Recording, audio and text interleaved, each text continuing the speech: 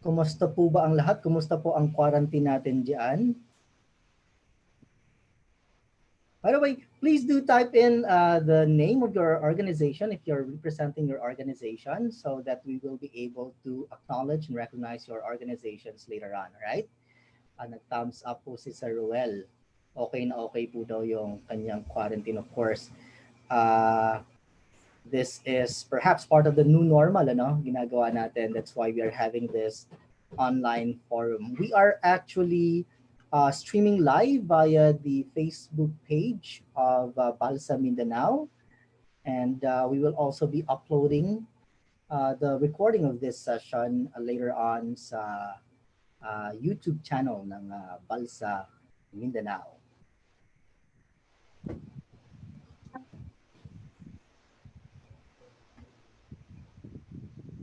So again, I'm Christian Lloyd Espinoza from Paglaom Philanthropic Development Office of the Missionaries of the Assumption. I will be moderating again today's online session. And I once again welcome everyone to this second day of the Mindanao Online Forum Series, which is organized by the Bulig Alang sa Mindanao or Balsa Mindanao and the Sisters Association in Mindanao or SAMIN.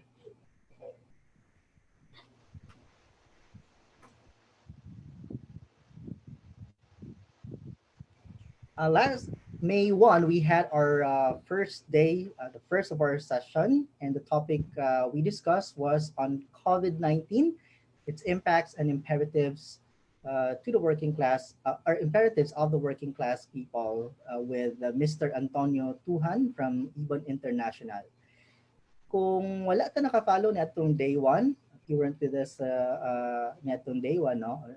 Netong last May 2, again, the video link is posted, no, in the YouTube channel of Balsa Mindanao. In fact, that first session was very much well received, and we've had participants coming from all over Mindanao, of course, naapod from Visayas and Luzon, and even international participants coming from Australia, the United States, and Singapore and Canada. So we see that we have participants from the Missionaries of the Assumption na pod ang Union Theological Seminaries, no? I see na apoy ang mga madre po no gikan sa Medical Mission Sisters. Tama ba ka, no? Hi, sister. Of course, we also have a representative from the Concerned Artists of the Philippines, from Kilusang Mayo Uno. Ayan. And then we also have representatives from ano ba to? Mangyuanhay Pulangian Tribal Association and the Indigenous Peoples Apostolate of the Diocese of Malaybalay in Bukidnon. So type in nyo lang po yung pangalan ng organization ninyo so that we'll be able to acknowledge your organizations later on. All right? And also, we are, again, we are being streamed live via the Facebook page of Balsa Mindanao. So if you have friends, please invite them to go over to the official Facebook page of Balsa Mindanao so that they can also view us from there. Okay. We also would like to remind everybody that we will be muting your audio, and siguro we might also be disabling your video so that okay yung connection natin, especially so kapag ka nagsasalita na yung speaker natin. All right? But if you do have questions later on relating to the topics which will be discussed by our invited speakers, please do type them in. And for those of you who are watching us live via Facebook, you may also type in your questions dun po sa comment section.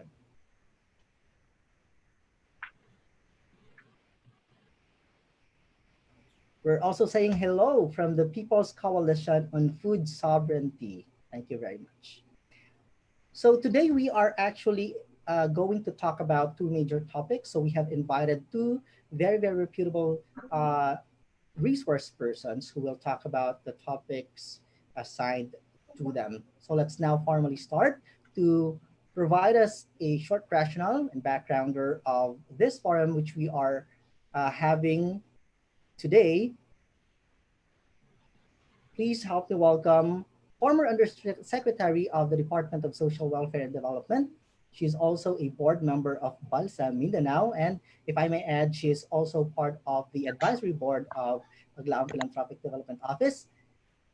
Please help me welcome Ms. May Fe Templa. Ma'am? Good afternoon, everyone. Maayong hapon. I'm back to welcome you to this series of webinars organized by Balsa Mindanao in cooperation with Sisters Association in Mindanao, or SAMIN. Balsa Mindanao is a people-led disaster response network. It's a people's mobilization for disaster response and to advocate for climate and food. We rely on the people to empower themselves and raise their capacity to carry out grassroots community-based disaster management and responses. We are now in the second session, as I mentioned in the first webinar. Embarking on digital system of sharing is a challenge, but we seize this as an opportunity to learn further on a health emergency such as COVID. As a pandemic has affected 2.6 million worldwide, with 186,000 deaths and a cause for alarm as there are only 700,000 recoveries. Even for the strongest health systems, this health crisis would present a multitude of challenges. It has been known that responses to the pandemic globally are in variations depending on the healthcare system obtaining in each country, notwithstanding their economic system. But in the Philippines, given the significant number of the population living below poverty line, there's a lack of coherent and comprehensive plan to tackle it. The measures adopted are primarily pushed by military and police than biomedical and social actors.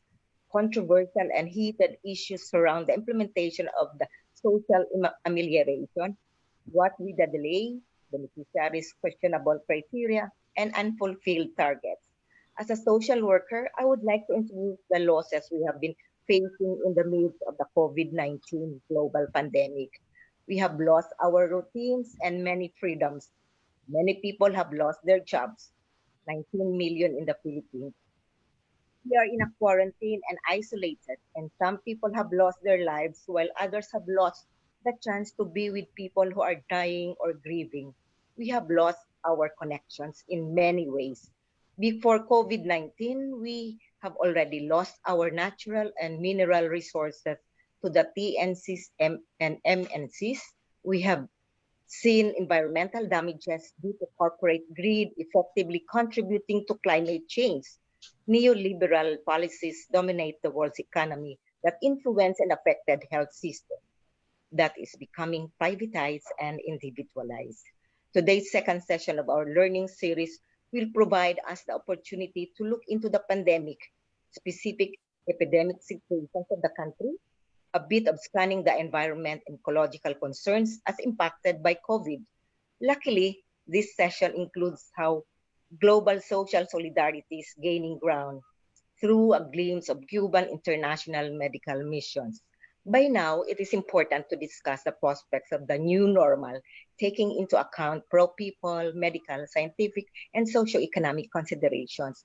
More critical for us to do now is to come up with an in-depth analysis of the underlying issues and causal roots of the pandemic and global health crisis and its implication to the Philippine realities. It would also be meaningful for us to come up with a comprehensive way forward to address the pandemic. In short, we are here to closely understand the pandemic both as a domestic and global health crisis, analyze it in a historic and systemic approach, and identify or recommend actions. May I reiterate, we are together for a series of studies because we believe in people's right to health. And I would like to quote again the People's Charter for Health as adopted by the People's Health Movement. We have a chapter here in the Philippines actually, and I quote, "Health is a social, economic, and political issue, and above all, a fundamental human right. Inequality, poverty, exploitation, violence, and injustice are at the root of ill health and the deaths of the poor and marginalized people. Health for all means that powerful interests have to be challenged, that globalization has to be opposed, and that political and economic priorities have to be drastically changed. End of quote. Welcome to this forum. Again, maayong hapon sa ating tanan. Thank you very much, Ma'am May, for giving us a backgrounder. Sa mga kausap pa, this is our second session, right? As what has already been said kanina ni Ma'am May. And this afternoon, we're going to talk about two topics, and we are very, very honored to have with us Her Excellency Ibete Fernández Hernández, Cuban Ambassador to Malaysia. Ambassador? Yes, I'm Can you here. hear me, ma'am? All right. So Yes, later on, perfectly. thank you, ma'am. Later on, we'll be hearing from Her Excellency. And our second topic will also talk about pandemics, environment, and climate change. We will have with us later on one of our frontliners here in Davao to talk to us about that topic. So again, it is my honor to introduce to you our first invited speaker for today. Her Excellency Ibete Fernández Hernández is a Cuban ambassador to Malaysia, accredited on December 29, 2015. She has a degree in political international relations, and Her Excellency joined the Ministry of Foreign Affairs of Cuba in 1995 at the Center of International Press, and her first posted job was in the Republic of Guinea in 1998. She has occupied different diplomatic ranks from third secretary in 1998 and mostly working at African countries until she was assigned to her recent post as ambassador extraordinary and plenipotentiary to Malaysia and non-resident ambassador to the Philippines and Brunei. Her Excellency Yvette is also well versed in English and French. To talk to us about Cuba's health system and governance, a poor country deploys medical frontliners to the world. Please help me welcome Her Excellency Ibete Fernández Hernández. Ma'am? Yes, good afternoon, and thank you to the organizers for this invitation.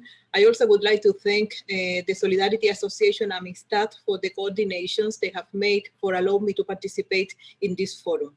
It is a real pleasure for me to have the opportunity to share about Cuba health system. It's always nice when you have the opportunity to give accurate information on your country in order to clarify many people or readers regarding of the news that always or every day we must say been portraying on the media about Cuba. Always always most of the times are not the good ones, but no news that can how can I say discredit the work that Cuba have been doing. Anyway, thank you very much for the invitation, and I'm ready to share with you about Cuba health system. Thank you. Can I start? Yes, ma'am. Please go ahead, ma'am. Okay, excellent. I always like to start my presentations by introducing Cuba. Not only because people might not know where it is, but also because an approach to the historic of the country is important to assess how Cuba has evolved during the years. Cuba and Philippines, as you know, have similar history in terms of colonization. Both of us had the same colonial masters. First, it was Spain, and second was US. In the case of Cuba, was discovered in 1492, and from that time till 1899, Cuba was a colony of Spain. But US entered into the conflict, and we became new colony of US. They screwed up the work that all our rebels were giving in order to achieve independence, and that's why they seized Cuba and established a new government that replied to the interest of the United States. Till the situation changed in 1959 when the revolution that was led by Fidel Castro triumphed, and install deep transformations in the Cuban complete system in all sectors, social, economic, and political. In order to speak about the health system in our country, it is important, I think, to draw a line, to talk about Cuba health system before the revolution and after the revolution, because it was totally different. And it will be the way how can you understand better what were the transformations that were carried out by the revolution in our country. Okay, before the revolution, the Cuban population only has didn't have access to the healthcare system. In fact, there were not a system. There were around 6,000 doctors that were working in the urban areas, and the people living in the countryside didn't have access to the healthcare.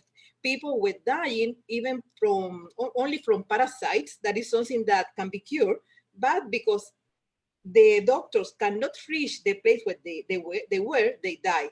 It means that healthcare was only a privilege for the people that have resources to pay for those doctors. We had before the revolution, we have only 6,200 doctors in the whole country for the whole population. But as I told you, they were only working in the cities. That it didn't make any difference, because I think that the people that live inside the country didn't count for the government.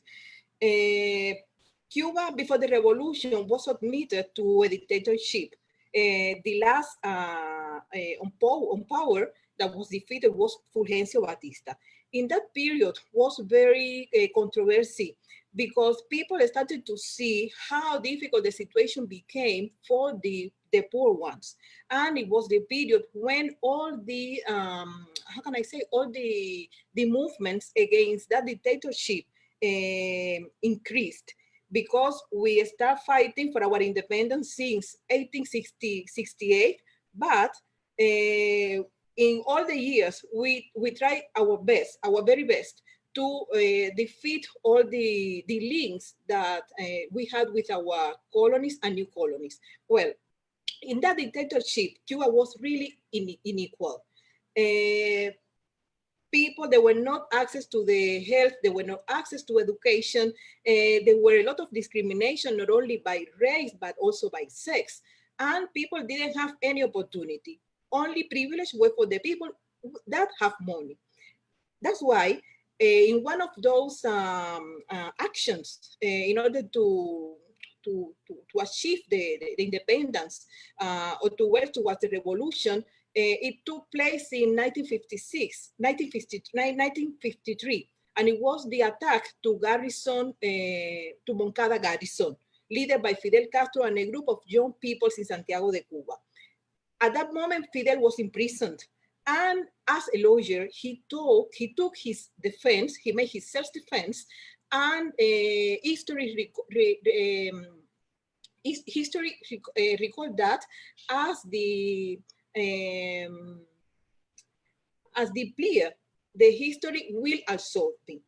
In this document, Fidel explained why the young people in Cuba were launching to battle for the independence. And also he exposed all the problems that Cuba has at the moment in education, in health, in social, in economics. And from that time, the platform for to create a better health system was set at the moment. That's why we said that in the history will absolve me is the platform of all the deep transformations that the Cuban Revolution took carried out when it triumphed in 1959.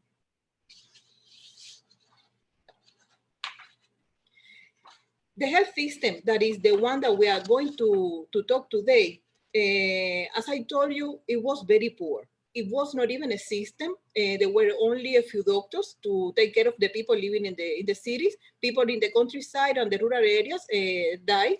And also the infant mortality rate was 60 per 1,000 born alive. And life expectancy was under 60 years old. And not to say that all the diseases that people were dying, diseases that can be cured, but because of the lack of doctor, people were dying. At the beginning of the revolution, as you know, most of the people stay in the country because the people supported the revolution, but there were the people with money, rich people that left the country. And amongst them, half of the 6,000 doctors that we have, they left to different countries, most of them to US. Then Cuba remained only with 3,000 doctors. What do we do? Well, at that moment, government said, we need to build a health system that can be reachable for everybody. Let's start the transformation by creating a school in which we can train doctors that can take care of the whole population of Cuba. And it was in 1962 that the first medicine school was created in Cuba. The principles of that health system that was created is codified in our constitution, but it also codified in the Act of Public Health in Cuba, the Act 41. It means that put everything in black and white in order to set there all the rights that population has to have access to the health, because you cannot have a healthy, you cannot have economic development if you don't have a population that is healthy. So one of the first transformations that take place were the ones in this health sector. Okay, the principles of the Cuban health system are the following. Health is the right of all citizens. Health is a responsibility of the state. Health services reach all citizens equally, which is guaranteed with gratuity, it means free of charge, and network of healthcare institutions that covers urban and rural areas. Free services of stomatology. Health action have to be orientated to prevention. Social participation is needed in the management of and development of the health services, and health practice have to have scientific solid basis. And also another principle which is very important, and is one that is reflected at the moment, is that international solidarity will be practiced in health services. Those were the principles that were settled when the revolution triumphed, when we started developing our health system. As I told you, Cuba at the beginning of the revolution had only 6,000 doctors, half left in 1959. And for you to see the transformation that the system had, in 2018, Cuba has trained 90,161 doctors, of which 12,883 were family physicians devoted to the attention of a small part of a community. It means that we can put a doctor in a neighborhood that can take care of around, I don't know, 50 or 100 people, but it's the doctor that is devoted to take care of those people. People suffering for blood pressure, people having different kind of diseases. They have been checked every day by that doctor that were living in the community with them. It made possible for Cuba to have, with a number of doctors and that approach of primary health care, to have a ratio of 7.7 doctors or physicians every 1,000 inhabitants. This is, I think, a very important milestone in the organization and the build of the health system in Cuba. And from only one school of medicine that we have, we completed 22 faculty or medicine faculties, that includes also the Latin American School of Medicine that was established in 1999. I think having that approach to primary healthcare and preventive healthcare have been very important, because being a nation as Cuba that have been blockaded for so many years, how it will be possible for us to buy medicines for our population if we are on the blockade? It's impossible. So we have to develop our own forces in order to take care of the population. As I told you, a population that is healthy is a guarantee for everything. So having that primary health care is important, not only to take care of the people, but also for to follow all the situation of health that they have in a preventive way, because we cannot afford to have people sick every day. And how are we going to give them medicine? It's better to prevent what they will be sick and to treat these after, before go and buy medicines. That was the approach that the revolution took at the moment. And of course, it was very important, the political will that was established in the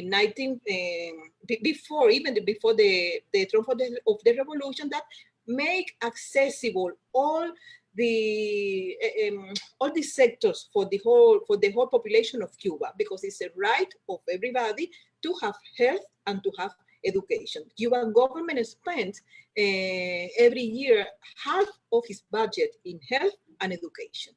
That's why we managed to have that amount of doctors that I expressed to you. In the case of the collaboration, the development of the national public health system from 1959 made possible to expand collaboration in the sector, being solidarity and internationalism, a value that identifies Cuba. As I told you, it is in the principles that we will practice solidarity in health. And because of the development that we managed to have in our domestic health system, have been possible for us to expose ourselves to help other peoples that are in need.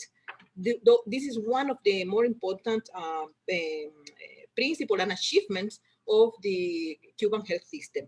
The Cuban health cooperation in Cuba have had different phases. We can identify two. The first one from 1960 to 1998, in which we developed internationalist missions and emerging medical brigades for disaster situations. And we started also to train human resources abroad, and not only in the Latin American School of Medicine, but we sent professors to different countries to teach in the Faculty of Medicines in those countries. Because at the end of the day, if we help them to train, they can remain in the country, continue training other people. And also, we practiced in that period, the practice of solidarity was wider, because many of those missions, they were not on compensate basis. Some of the services, they were free. Only the governments have to pay for the accommodation of the doctors there, to give them pocket money to buy the food, and that's it. We didn't ask for more money for that. It was in that period between 1960 and 1998. I have to tell you that Cuban collaboration has an experience of 56 years already. It started in 1963, when Algeria needed, because of the earthquake, Algeria needed doctors, and in a solidarity gesture, Fidel Castro sent the first brigade to that country to help. The second phase that I told you, it started in the years 2000 until today, and is characterized mainly for the training of human resources and sending of medical brigades and the promotion of, how can I say, greater added value, such as technology transfer, social technology transfer. But these collaborations have been taking place on the compensate basis. Why? Because Cuba in years 2000, 2011, or previous to 2011, started to have more difficulties because of the blockade, and was not easy for us to continue sending brigades to different countries without paying. We need to have compensate services that allowed Cuba to continue developing his health system, continue training people that at the end of the day will be a second model. We can say that I help you, you help me, and we collaborate together. Is the way we started to do it in the years 2000. That is the second phase in our Cuban collaboration. One of the milestones in those years was the creation of the comprehensive health program. Through that program, since year 1998, 43 countries receive at the same time Cuban doctors. It was the establishment of that program in which we send doctors to those countries in order to help those countries to, how can I say, to build their health system, up to pay attention to the population that didn't have. Also, another milestone of those years have been the creation of the Latin American School of Medicine in 1999 that was created with the purpose of training Latin American doctors, because it was a period in which there were a lot of hurricanes in the region and there were disasters everywhere. And Commander-in-Chief Fidel Castro said, why don't we create a Latin American School of Medicine where people can be trained and later they can go back to their countries to serve? The school opened with 1,043 students from 20 countries. And after that, the school expanded not only for Latin America, but also for Asia and Africa.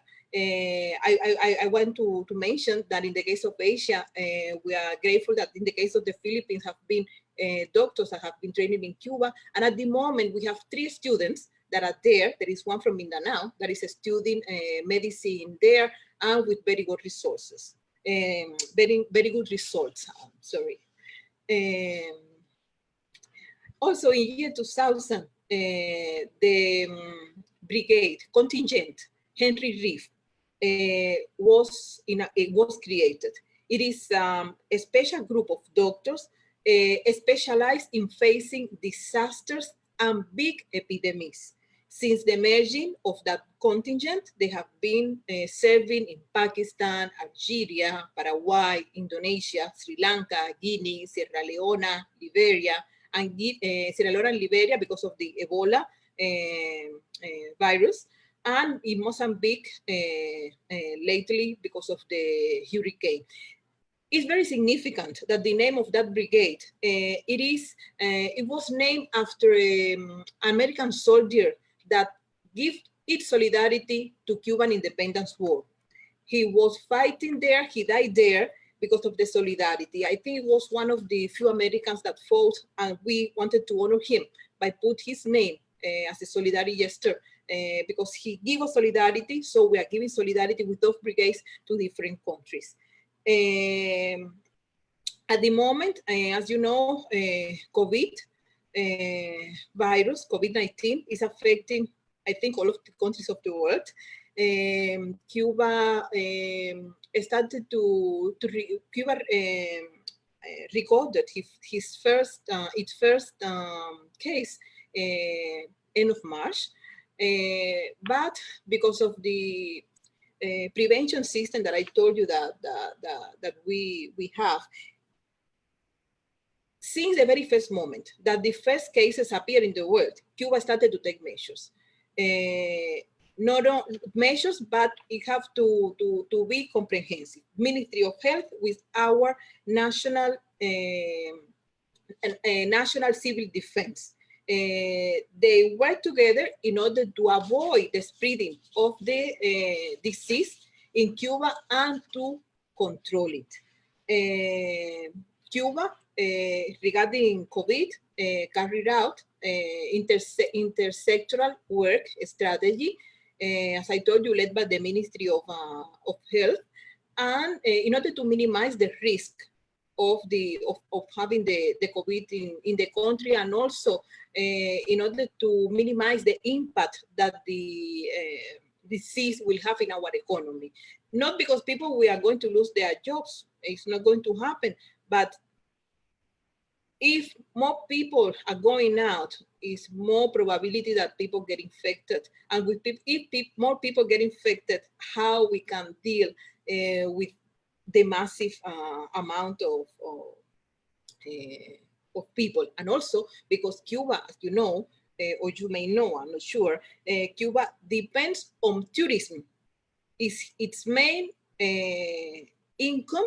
source of income in the country. Imagine that with COVID, we are not receiving tourists and the incomes are going very low. So if you don't minimize the impact that the COVID will have in our economy, it will be impossible for us to sustain. But working together, the population, the Ministry of Health, and the National Civil Defense, we have been able to at least to control the damages that have been suffered our economy. At the present moment, Cuba has 24 brigades, Henry Reeve, in 23 countries, with 1,477 health professionals. It means doctors, nurses, and health technologists. Out of them, there are 15 brigades in Latin America, there are 4 in Africa, there are two in Europe, and 1 in Middle East, that is Qatar. Those are the brigades that we have at the moment, fighting with the local authorities in order to control or to contain the COVID epidemic. The measures that Cuba took on its moment have made possible for us to control very well the disease. At the moment, we have confirmed 1,668 cases. I need to recall that the first cases were imported. It came from Italian tourists. And after that, we started to find different points of spreading inside the Cuban population itself that have been in contact with those tourists. We have admitted in hospitals 2,543 patients under epidemiological surveillance, and we have another 6,188 people that have been monitoring in their homes, because our system made possible that people to create a force, because people working in the polyclinics, in the different municipalities or neighborhoods can go house by house every day to check temperature, to check the state of the people, and to allow us identify who that didn't have before symptoms had now, or to see if the people that were okay continue okay. But we are doing that kind of vigilance in all the neighborhoods in order to contain the disease. We have 876 patients that have recovered, and 69 people have died, mostly old people, as you know, that have the sector that is more affected because of the COVID. I also want to point it out that all the efforts that Cuba has done in its health system in order to build it have been under a lot of pressure because the country has been under blockade for so many years, since the first day of the revolution. And I always want to show people the location of Cuba. We are in the middle of the Americas. And because of that strategic position, we are called the key of the Gulf. We are very near to US and have been an historic problem for them. How Cuba, a country that is so near, have been able to make a revolution in front of their nose. And this is that is the main problem. And because they don't want Cuba to continue being an example, or to be an example, I don't know for what, because at the end of the day, we are not saying anybody you have to rebel against your government. It's not that. But they want to prevent this, they impose blockade. Because at the end of the day, what we have been doing is giving solidarity, is expressing our will to talk because we are neighbors. But this situation have been reinforcing year by year. And in this particular moment that COVID-19 is taking place, US have strengths more and more the blockade. Not only not allowing, how can I say, materials coming from abroad to the country, but also they are spreading a lot of lies about the Cuban collaboration, saying that we are sending people as slaves to different countries, that people, Cuban doctors are going there because of the sense of the responsibility that they have in saving other lives, and because of the life, and also because of the solidarity value that it is very attached to Cuba as a nation. They are saying also that Cuba is taking out the money that we are giving to the doctors, which is not true. And also are telling those countries that have requested for help, please don't hire the Cuban doctors. They are very dangerous people, and what they want to do is to influence on your population. And this is not good, because we have been suffering a lot of having a blockade, financial, economic, and financial blockade that doesn't allow us to have normal trade with other countries. That buying a piece of soap is difficult for us because of the blockade. Maybe you can buy it to Mexico that is nearby, or you can buy it to Venezuela that is nearby and is also our brother. But because of the blockade, those people are afraid sometimes, the head of the companies, to sell things to my country. So it makes the situation worse in this particular moment, because also they don't allow the shipments to arrive to Cuba with the supplies. I have an example. Some weeks ago, Alibaba Group prepared a big donation to Cuba because of the COVID, and it couldn't arrive to our shores because the company that he hired said, no, we cannot get to Cuba, so they cannot receive it, and that's it. And that's it. And can you imagine all the efforts that the government is doing, trying to control the disease, giving solidarity, because it's a moment of solidarity. It's not a moment to keep what you have for yourself. You have to share it.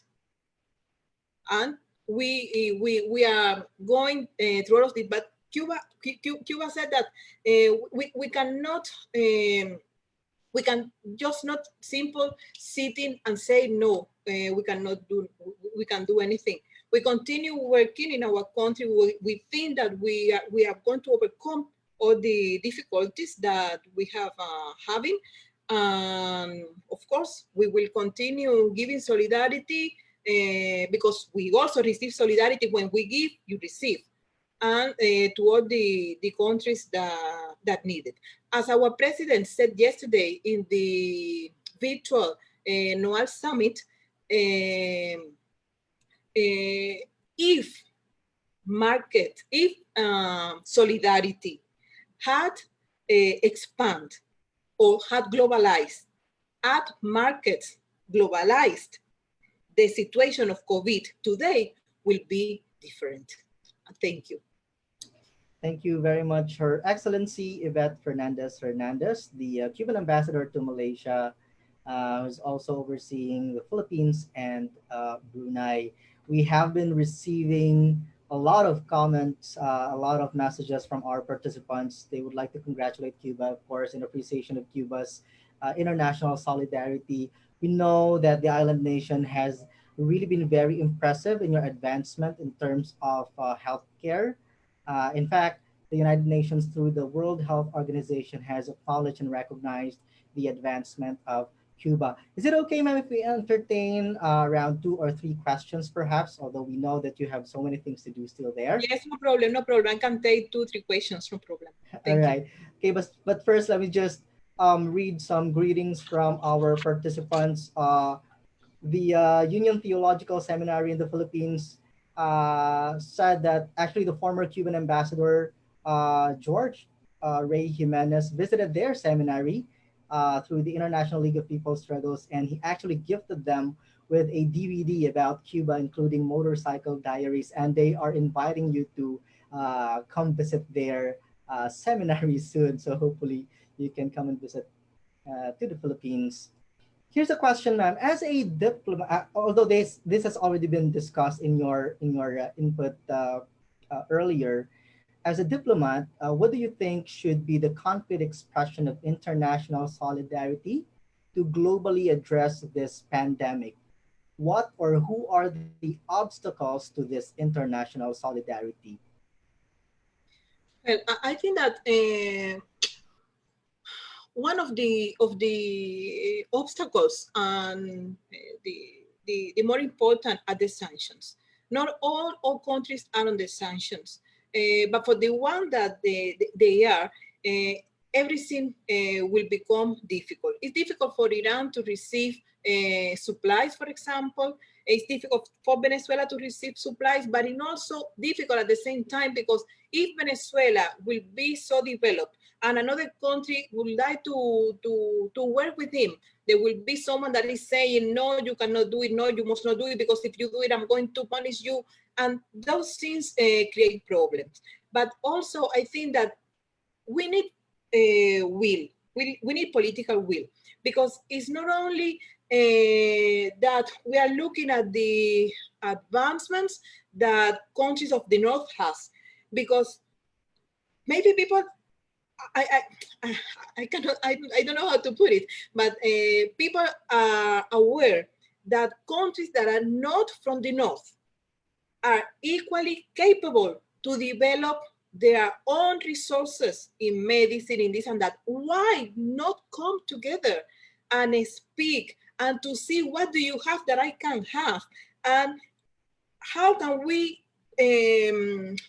interact in order to improve the situation of our people? Because I'm sure if countries like yours that have scientifics that are working on the vaccine, and countries like mine that is also working in the vaccine, and countries like Russia, like China, like another country of the third world, of course, not China, not Russia, but other countries can come together, things will be more easy. We cannot depend all the time on the advancements that the North has. We need to look at our own resources and, of course, to cooperate with them, because it is impossible not to cooperate among us. It doesn't matter if you are now north or south. It doesn't matter if you are poor or rich.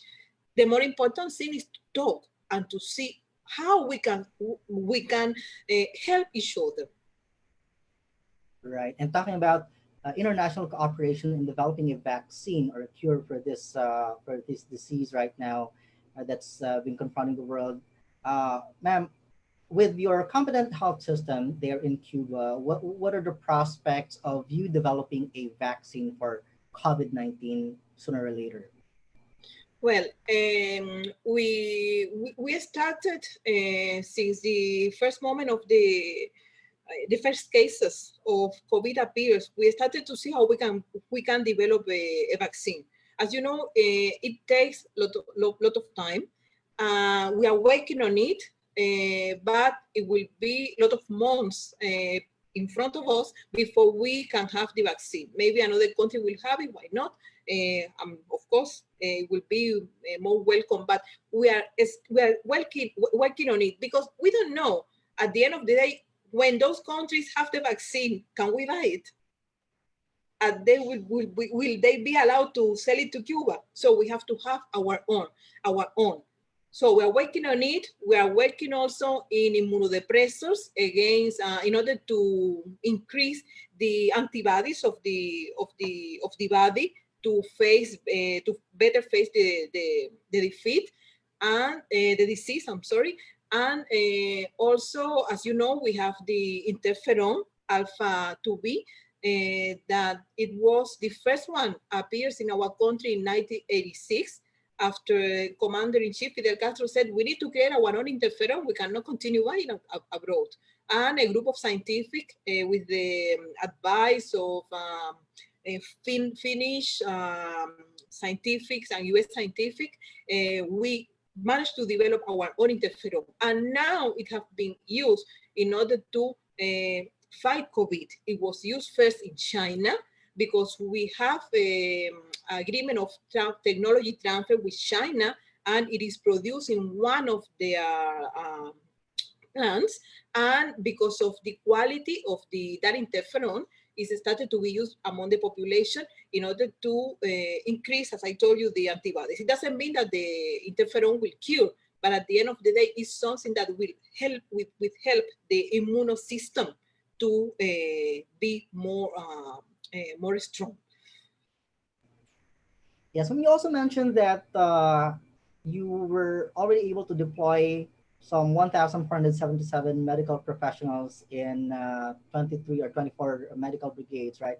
By any chance, is there any chance that Cuba could also deploy a medical brigade in the Philippines to help us fight this COVID-19 pandemic? Well, as I told you, Cuba is ready to give solidarity to whoever requests. We don't make distinction if it's a rich country or it's a poor country, but we have to be good. We cannot just get into your country and say, I'm here.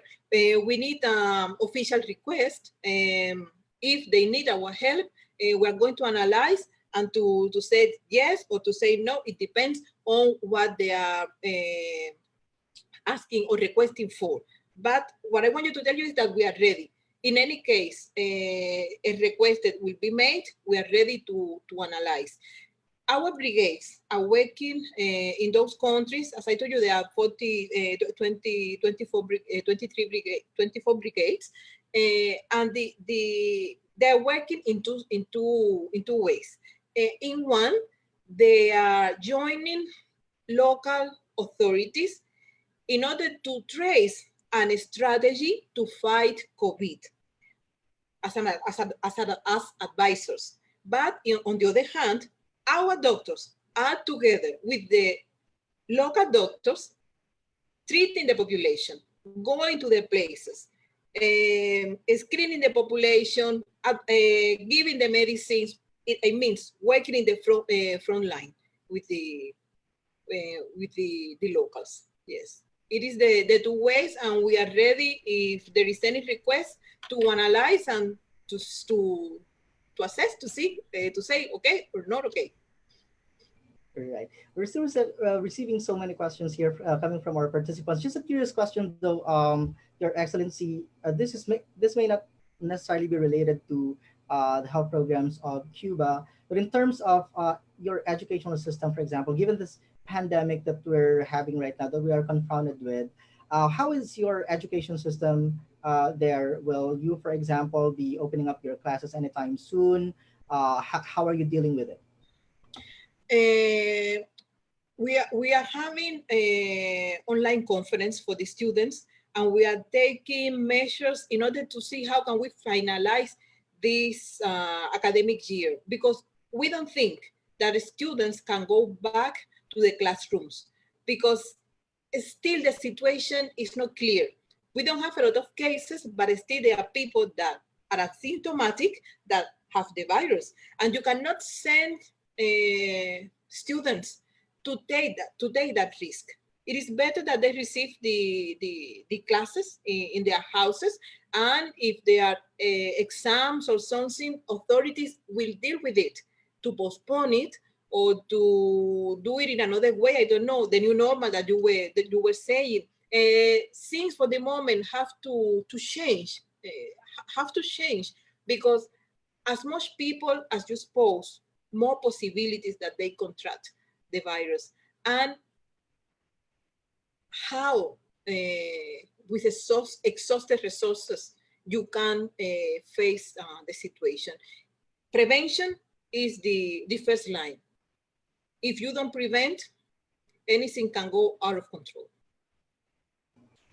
Right. Okay. We are still getting a lot of questions, but this is what we're going to do. We will just for those who still have questions for Excellency Hernandez, please do just type in your questions and send us your email so that we can email to you the reply, the response of Her Excellency.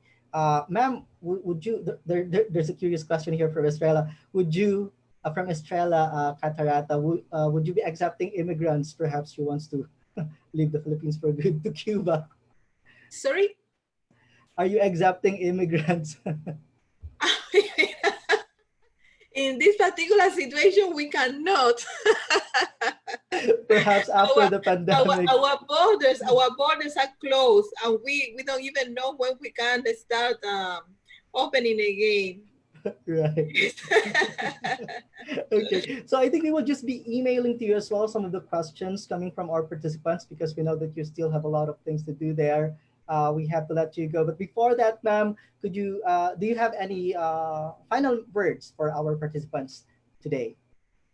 Well, thank you very much for the opportunity to speak about Cuba and the health system.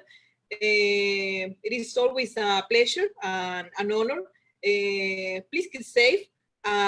Continue doing the work that you are doing in order to help the people that are in distress, which is very important. You have to offer always what you have in order to improve the life of those people that are suffering. Thank you very much.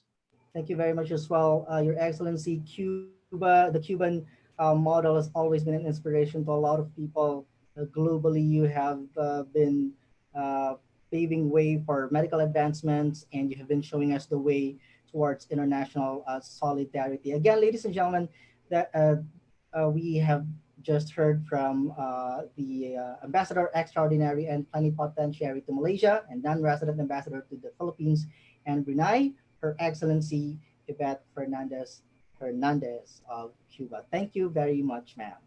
Thank you. Bye-bye. We hope you can still stay with us, though, and we hope that you'll be able to visit the Philippines soon after the global pandemic. After the pandemic finish, I promise to visit. For now, I have to go because I have a small daughter that have online classes, and this afternoon I have to take over. But thank you for having me. Thank you very much, ma'am. Long live international solidarity. Thank you. All right. So we again thank you so much for telling us about the Cuban health system, Ambassador Hernandez. Ayan po, no? So napakaraming sinabi ni Ambassador Hernandez, at isa nga po sa pinakamalaking hurdle sa ginagawa nilang international solidarity, of course, is yung blockade na ginagawa nga ng US government, no? Anyway, so we still have another topic coming right up, and we will be talking about pandemic, the environment, and climate change.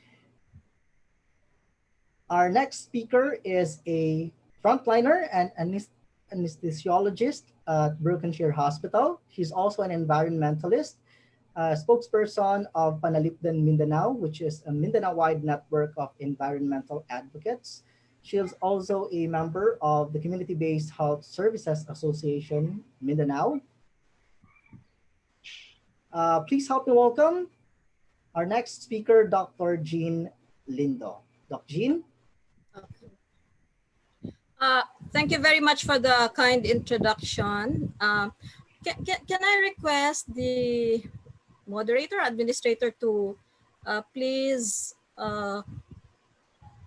share the PDF I shared earlier? Ayan, it's coming up po. Okay, thank you very much. So this is quite tough for me. Pandemics, the environment, and climate change. Of course, if there is something that this pandemic is teaching us, it is one of holism. Well, I'm a medical practitioner, so I practice as an anesthesiologist, but I am working in a non-COVID hospital, but uh, I also do the COVID precautions. So uh, I try to imagine I am infected or my patient is infected. So it's basically the same situation with being in the frontliner treating the COVID patients. Uh, of course, uh, all of us a lot of the participants are environmentalists and uh, also doing missions, okay, for the uh, survivors of typhoons. So I've seen many of you during some of the missions, and so I'm not going to discuss so much on climate change. So my focus would be on the pandemics and how it connects with the climate change. Can I have the second slide, please? The next slide, please. Okay, so I have only 3 key messages. The first, no, the key messages, please go back. So the first message is that pandemics and climate change are consequences of the reductionist global economic system, which is neoliberalism. Number 2, climate change can worsen the world's response to pandemics. Number 3, societies are challenged towards holism. Next slide, please. So, if we, okay, so the common phenomenon between pandemic and climate change is the global economic system that uh, creates a lot of unsustainable uh, activities. So the pandemic is like the COVID uh, pandemic is a result of, it's a consequence, no, the microbiological consequence of the destruction, okay, to the environment, and the climate change is the macro destruction. So in the pandemic, if we look all creatures as holobiont, meaning you have an organism, o tayo, mga tao, we are holobiont.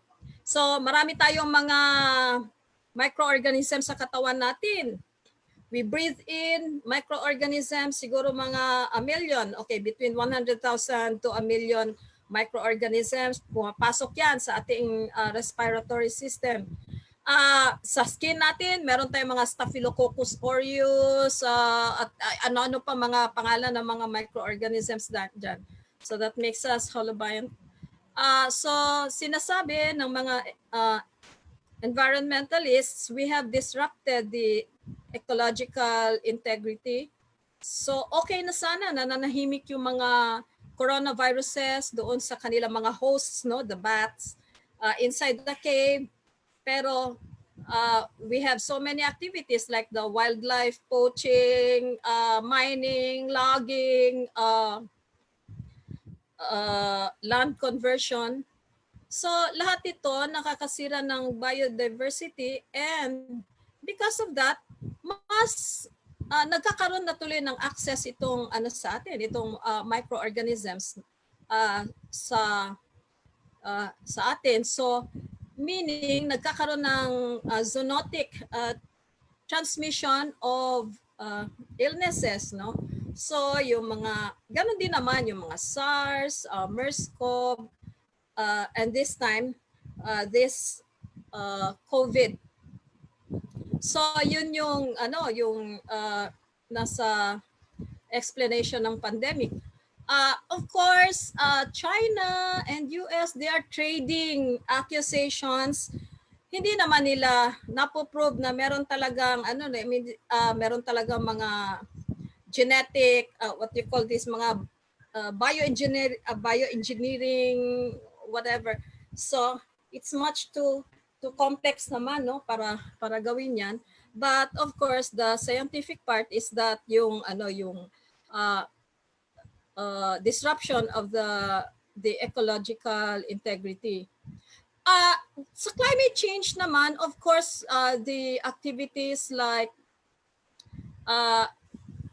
our carbon halimbawa, no, so kaya nagkakaroon ng global warming, ganyan. In fact, I am also guilty of that as an anesthesiologist. I use anesthetic gases and it's a more problematic as kasi grabe ang global warming potential than the carbon sa mga anesthetics, but of course we do it to save lives, but then we still we discuss, no, we discuss things, so how we try to be green anesthesiology. So pinag-uusapan din namin sa mga conferences ito. Next slide please. So yun, sinasabi, in-assert natin yung unsustainable production, distribution, and consumption is very glaring sa neoliberal system. So the picture in the middle, the one in the middle, is the Hamigitan, no? Hamigitan. So may mga eagles pa dyan. So Hamigitan is in Governor Generoso, also known as yung pygmy forest where you can find them. Pero despite Hamigitan being UNESCO World Heritage, pinapakialaman, gusto pa rin pakialaman ng mga mining industries, no? So on the right side, yan yung picture sa Surigao del Norte, no? Because of mining. Next slide, please. And now, we are saying, ano yung nasa title, yung poor country. I beg to disagree that Cuba is poor. I mean, okay, it may be resource poor. It may not be as rich as the Philippines, no, in terms of natural resources. Let us try to compare Cuba and Philippines. Yung Cuba, kasi gusto natin, naging model ang Cuba kasi maganda ang response nila sa pandemic, no? Although sinasabi natin wala mang dumating na climate change, typhoon pa, pero yung climate change can really worsen the world's response to pandemic. Pero tingnan muna natin yung context, no, ng dalawang countries, Cuba and the Philippines. Land area of Cuba, 109, 884 square meters. So, mga roughly 3 times ang Philippines. Population, mas marami, 109 plus million ang Philippines, 11 million ang Cuba. Population density, so doble, no? More than half. GDP per capita, ang layo naman ng Cuba kaysa Pilipinas, $9,200 per capita. Sa atin, 3,484. Sa Human Development Index ranking, 72nd sila. Tayo, 106. So sa sa Gender Development Index, medyo lamang tayo kasi siguro dahil yung mga kababaihan natin palaban din. So sa Gender Equality Index, mas mataas naman tayo. Not applicable, walang datos doon sa sa yung pinagkunan ko. Sustainable Development Index. So ano pa rin tayo, yung behind pa rin tayo, no? Kasi number 56 ang Cuba, tayo 97. Inclusive Development Index ranking, well, hindi ko nakuha ito, no? Pero kasi hindi nakikita yung sa source ko, hindi nakikita yung Cuba. Pero nakakahiya ang Inclusive Development Index ranking natin kasi we are behind Thailand, we are behind Vietnam, we are behind Indonesia. So, well, so sino ngayon ang mas poor? Then, please, next slide, please. So, we can say that ang Pilipinas has medyo fragile ang ating health system, no? Ang healthcare system natin. Compared with Cuba, maganda ang sistema nila. Look at the health expenditure. 12.2% of the GDP ang health expenditure. Ang Pilipinas, 2.79% lang ng GDP ang ini-invest natin. Now, TB death rate. You know, if you have TB as among the parang top mortality and morbidity sa isang bansa, medyo nakakahiya yan. But look at the TB death rate of Cuba. It's 0.41, tayo 13.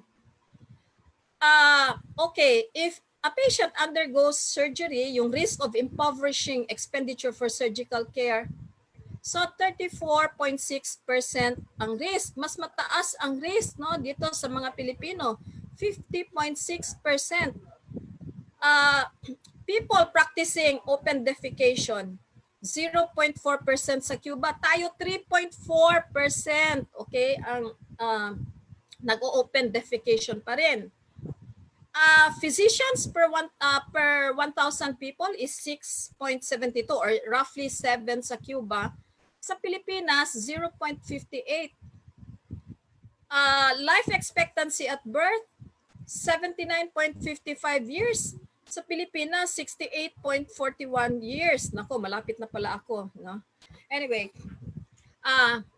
next slide please. So itong mga indicators na to na kinuha ko, they are indicative also of how good or bad the healthcare system is. So yun ang baseline natin without the pandemic.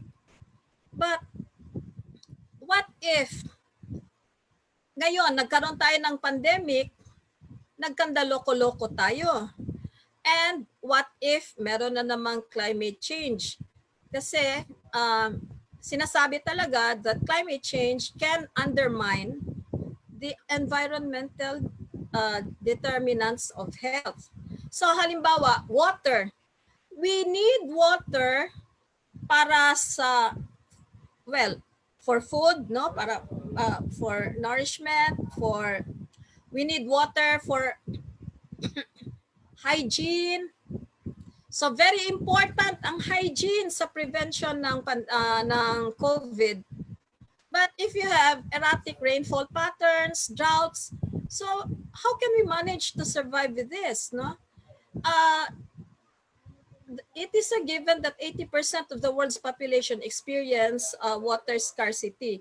So tayo, meron din naman tayong mga areas na, na kung ma-El Nino siya, iba naman yung El Nino sa yung sa climate change, ibang phenomenon. But then kung nagkakaroon ng water scarcity, so pati yung mga magsasaka nagkakaproblema kasi hindi na nakakatanim, hindi na sila productive.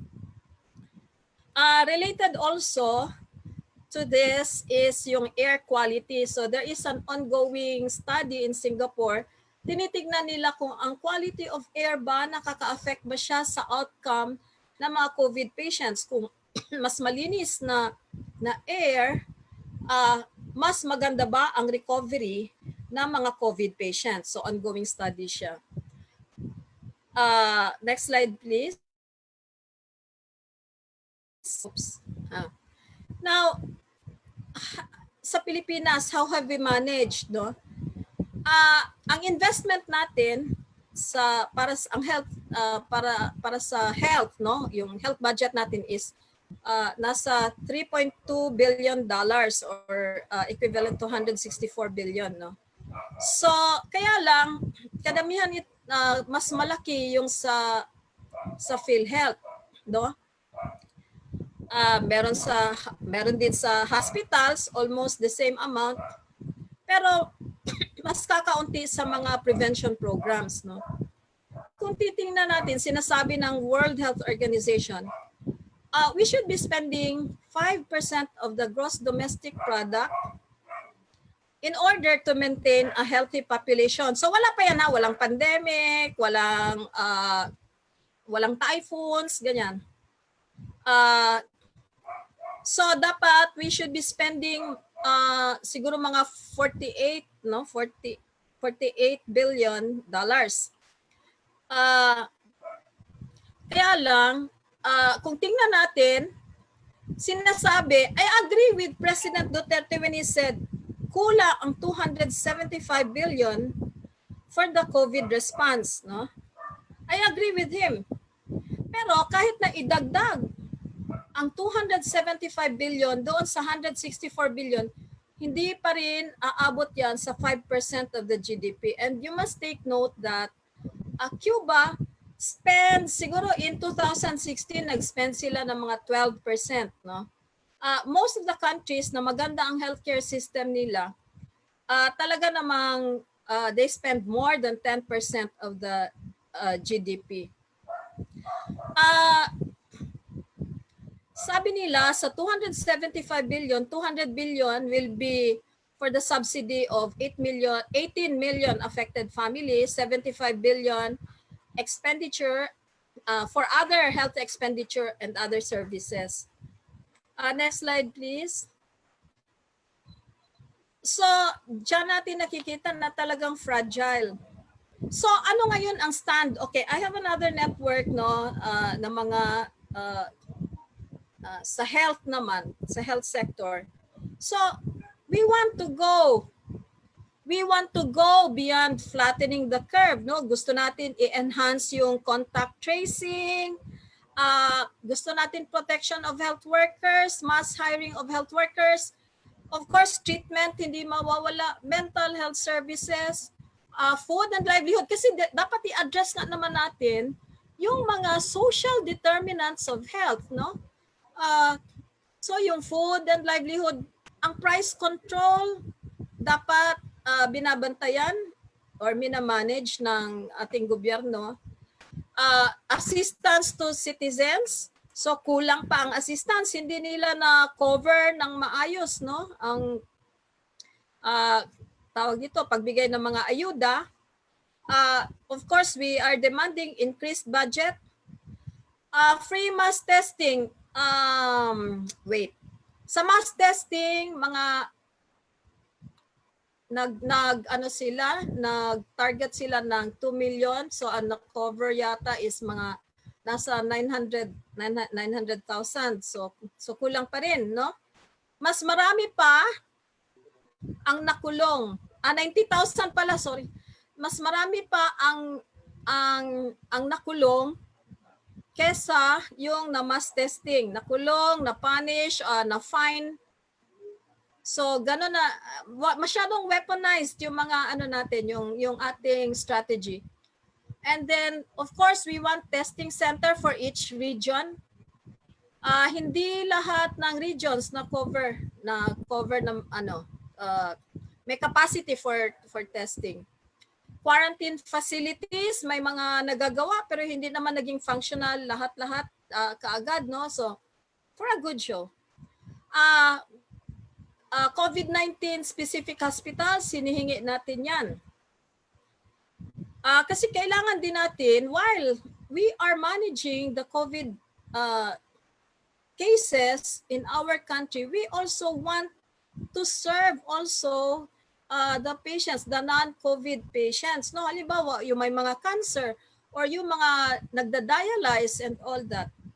And then, kasi yung mga private hospitals also have to be part of the response. Kailangan meron din parang assistance given to the private hospitals.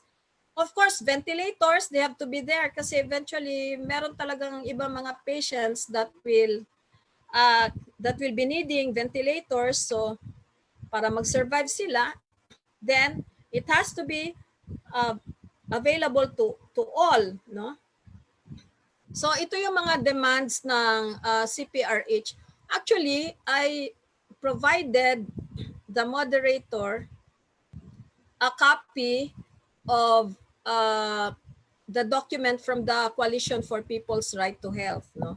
Pwede naming i-share. Mas maganda mabasa ninyo lahat yung context doon. Next slide, please.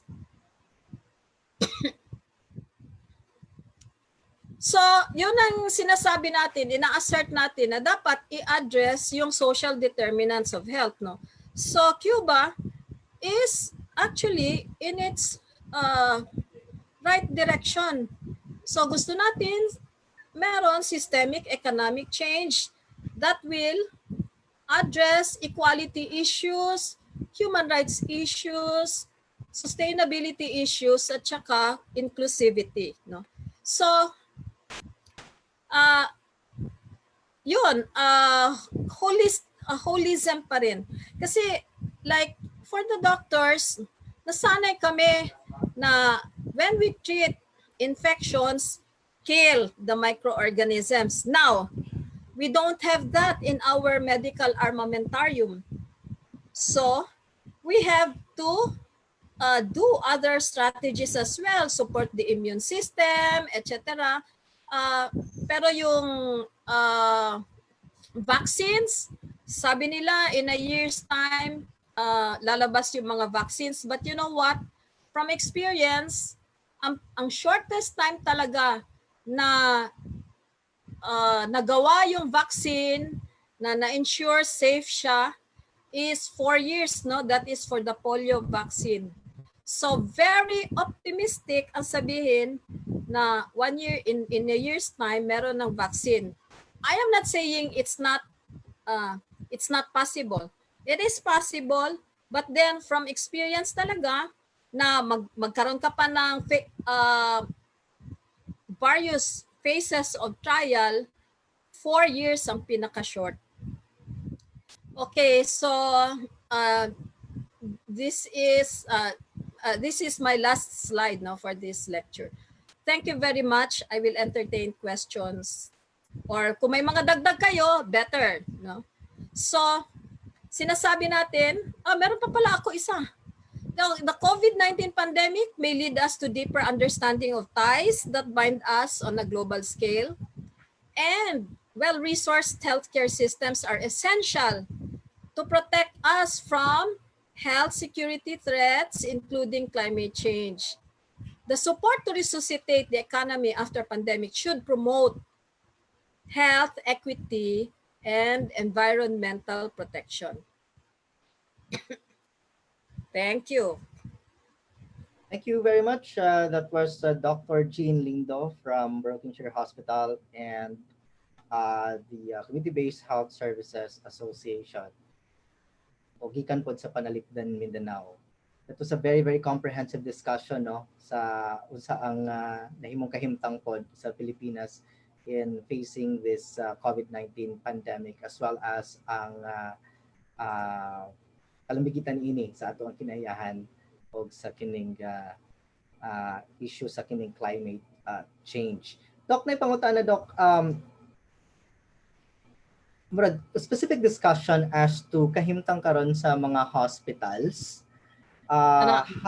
Sa mga hospitals nato karon, Doc, because we have been hearing issues about kakulangon sa personal protective equipment, for example, as well as its disposal. Unsa ba ang hulagway ni ini karon? So what's the situation like in our hospitals right now?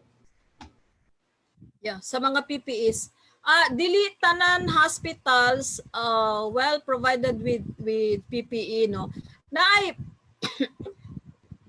Well, ang government nag-provide siya, pero daghan pod kaayo input from the private sector, no. Pero syempre ginapangayo nato na ang accountability sa gobyerno gyud, no. Unya like in the private hospital, dili na namo na ginasamok ka ng ano, we get our own PPE, we buy them, ana. And when we say PPE, continuous supply of PPE, dili na siya one time, big time na need, no? But pasabot, habang naani siya, we should be, parang they should be continuously available for the health workers. Dili pud ba siya 100% no na guarantee, pero kay syempre it can protect us, pero syempre na ay mga usahay, na ay mga break sa mga tawag dito sa mga unsa ni mga aseptic technique or whatever, no. So ang mo gani ang medyo ang mga health professionals, they are hurting kung sultion nga uy ngano man ni sila na infect nga provided man ni sila og PPE. But then I also want to parang kanang ask the question, okay ba ang quality pod sa PPE? Dili ba ya tanan kuan pod no kanang dili tanan hospital grade ang mahatag pod no sa mga health professionals.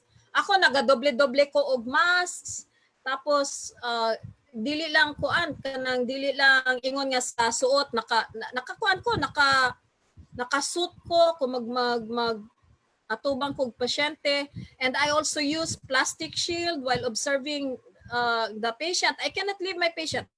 Walay social distancing pag abot sa kung naka-anesthesia ang pasyente. We have to be vigilant. So mo na ang mga factors that may work against us, no. But mo gani tungod ana suspended tanan mga surgeries namo ng mga elective kana mga dili emergency, no. All right. So Doc, before po tayo magpatuloy, no, we're still collating some questions from our participants. In the meantime, let's have a cultural presentation by one of the members of the Concerned Artists of the Philippines and a fellow Mindanaoan, in fact, taga Davao ni siya, no? He's a talented composer, having written many socially relevant songs, and he is the lead vocal of Tubao, a local band known for their progressive playlists. And he is also teaching at the University of the Philippines in Mindanao. Let us please welcome Edgy Oyanguren. Edge. Mayong hapon sa tanan, mayong hapon Christian, mayong hapon sa tanan nga kauban nato diri sa ato ang webinar karong adlaw. I will be performing the song composed by the Concerned Artists of the Philippines, and this is dedicated to all frontliners and everyone, no? Kita tanan nga nagatubang ani nga crisis, nga public health crisis. So as our way of helping out our brothers and sisters through songs and through music, we made this music available to all for download. We even provided chords, no, for those who'd like to play the guitar. Kay makatabang ang music, makatabang ang kaning art nato, no, sa panahon nga narata sa balay na nagatubang taaning mga pangutana, mas nagkadaghang mga pangutana kaysa sa mga tubag. So let me start the song. The title of the song is Babangon Tayo. Hope you can join the sing along kay na may kopya. You can join in singing the song. Murag video kita. So I'll begin my song.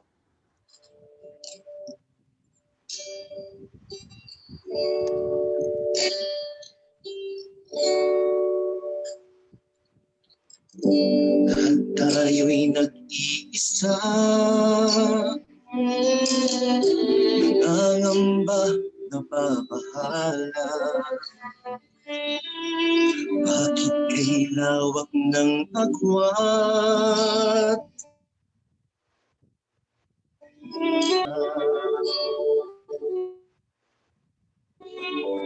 Lumalala ang karamdaman sa puso ng ating lipunan.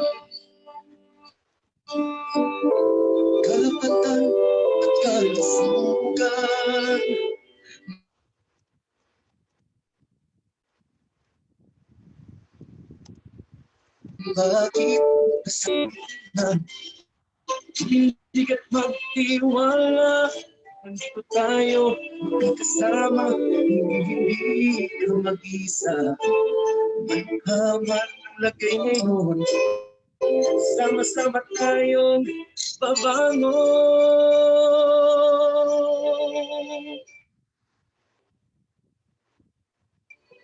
Sama-sama sama-sama sa paghilom, sama-sama ahon. Sama-samang babangon, sama-sama sa paghilom, sama-samang ahon, sama-samang babangon. Kay daming nangangailangan, ngunit sino maaasahan? Ang lahat ay gagampan, mas pinusumpok sa ng bayan. Bago man itong kalaban, tagal na ng ating digmaan. Pilit man tayong tinatahon, tayo pa rin ang tanging solusyon. Mahanap din ang lunas, hindi ka't magtiwala. Sa bayan tayong makakaahon, mananatilig ating bansa. Sama-sama tayong tugon, sama-sama tayong babangon.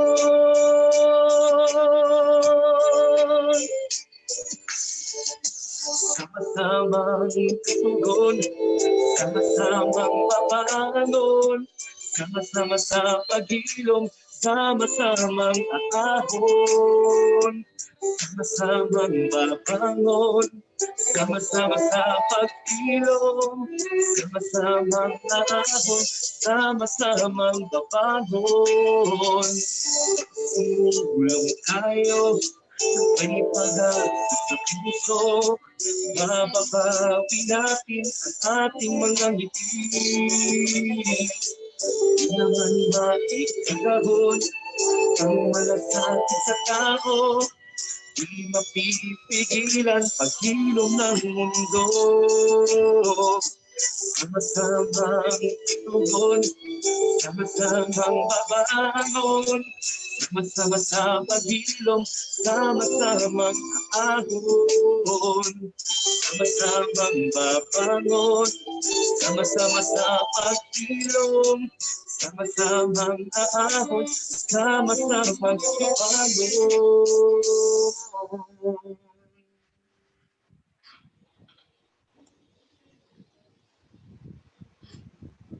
Thank you very much. That was Edgy Oyanguren, of Tubao, and Salamat. third artist of the Philippines.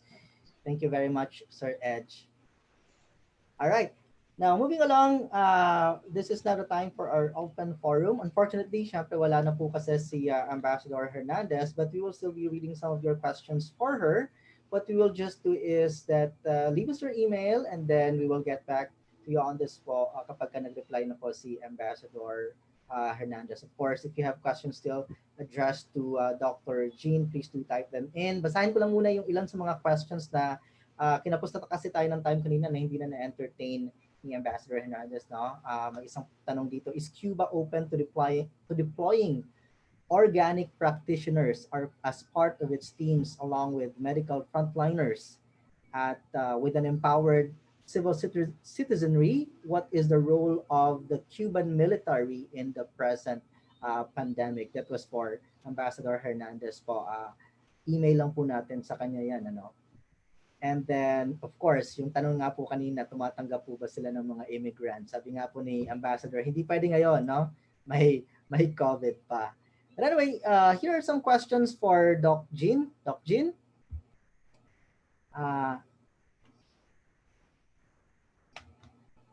Doc? Naputol yata yung connection ni Doc Jean. Can we re-establish connection with Dr. Jean? Doc Jean, can you still hear me, ma'am?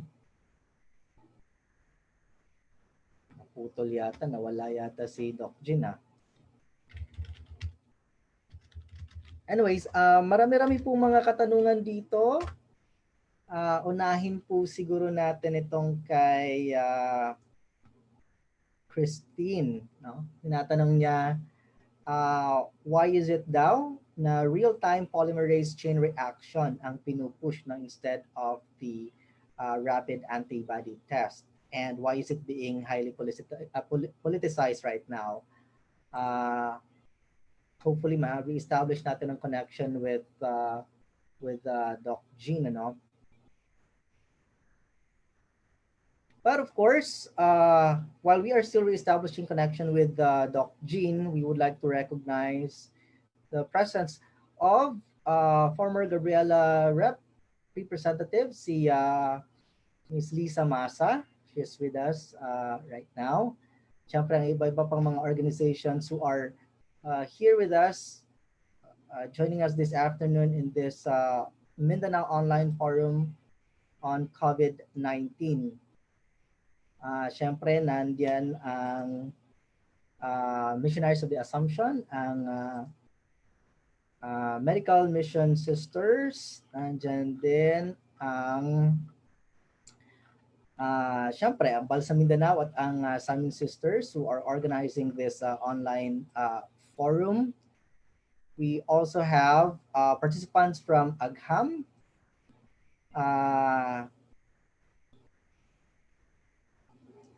syempre, no, kasama din natin iba-ibang organization, religious sectors, no, from the religious sector as well as the academe. Nandiyan din po ang Union Theological Seminaries.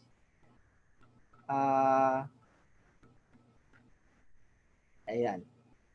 Medyo nagkakaproblema lang tayo sa connection. Ganyan talaga, third world problem, ano? Ito yung isa sa mga problema natin, ang internet connection, no?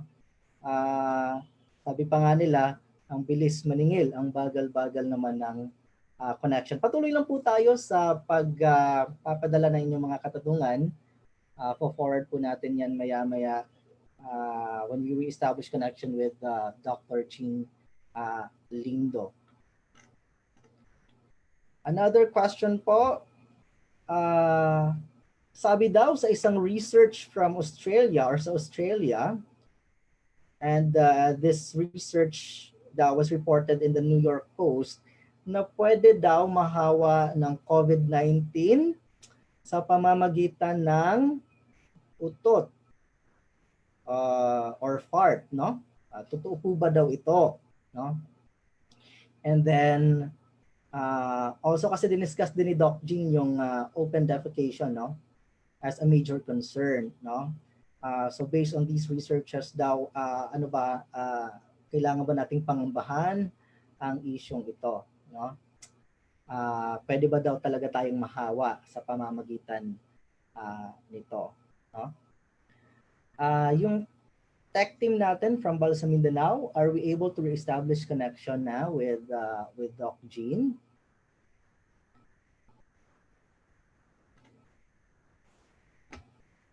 Wala pa ba? Wala. Hindi pa nakaka-reconnect si Doc Jean. Baka pwedeng hingan muna natin ng isa pang kanta si Edge. Edge, are you still with us? Edge? Oh, nawala na rin. Ay, andyan pa siya. Nakamute ka.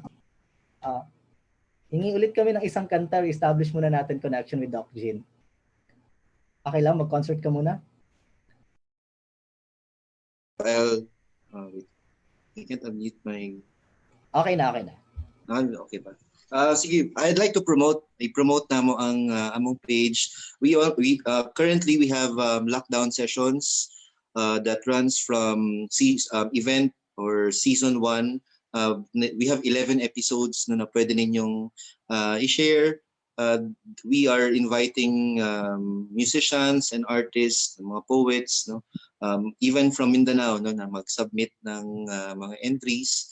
Ito yung paraan natin, no, to gather and use art as weapons, no, para mahimong malagsik ang atong mga gibati nga mga kahadlok, Edge. gibati nga mga Tagalog lang tayo tsaka English muna, Edge. Para sorry. maintindihan nila. So we use art as weapon to address our feelings of uncertainties and feelings of we worry about the conditions. It feels like a nightmare every day. So hopefully by using art and by using music as a medium, we can get our message across to all our kababayan. Lahat ng ating mga kababayan ay makadama ng kahit kaunti panandalian, no, na ginhawa sa pakiramdam. So yes, we will be providing, we will be sending you the links for our episode 1 to 11 of our concert series. And on May 9, allow me to plug it. On May 9, we will be opening our second season and inviting our Mindanao artists as well to send your songs and your performances. We will be using that platform to spread positivity and to spread critical analysis on what's really happening through art and through music. So I think that's it, Christian. All right. Thank you, Edge. May we request naman si Ma'am Liza Masana to perhaps to give us a message po. Ma'am Liza? Hello po. Am I on? Yes po. Hingi po kami ng mensahe mula po sa inyo at kung ano po ang kinakailangan pang higit gawin ng mga mamamayang Pilipino, no, sa pagharap po nitong pandemyang COVID-19, ma'am. Yes. First of all, good afternoon to everyone. And I would like to congratulate Balsa Mindanao for holding this very important conversation. And it's good that you have Madam Ibete from Cuba to speak in your online forum. And then, of course, Dr.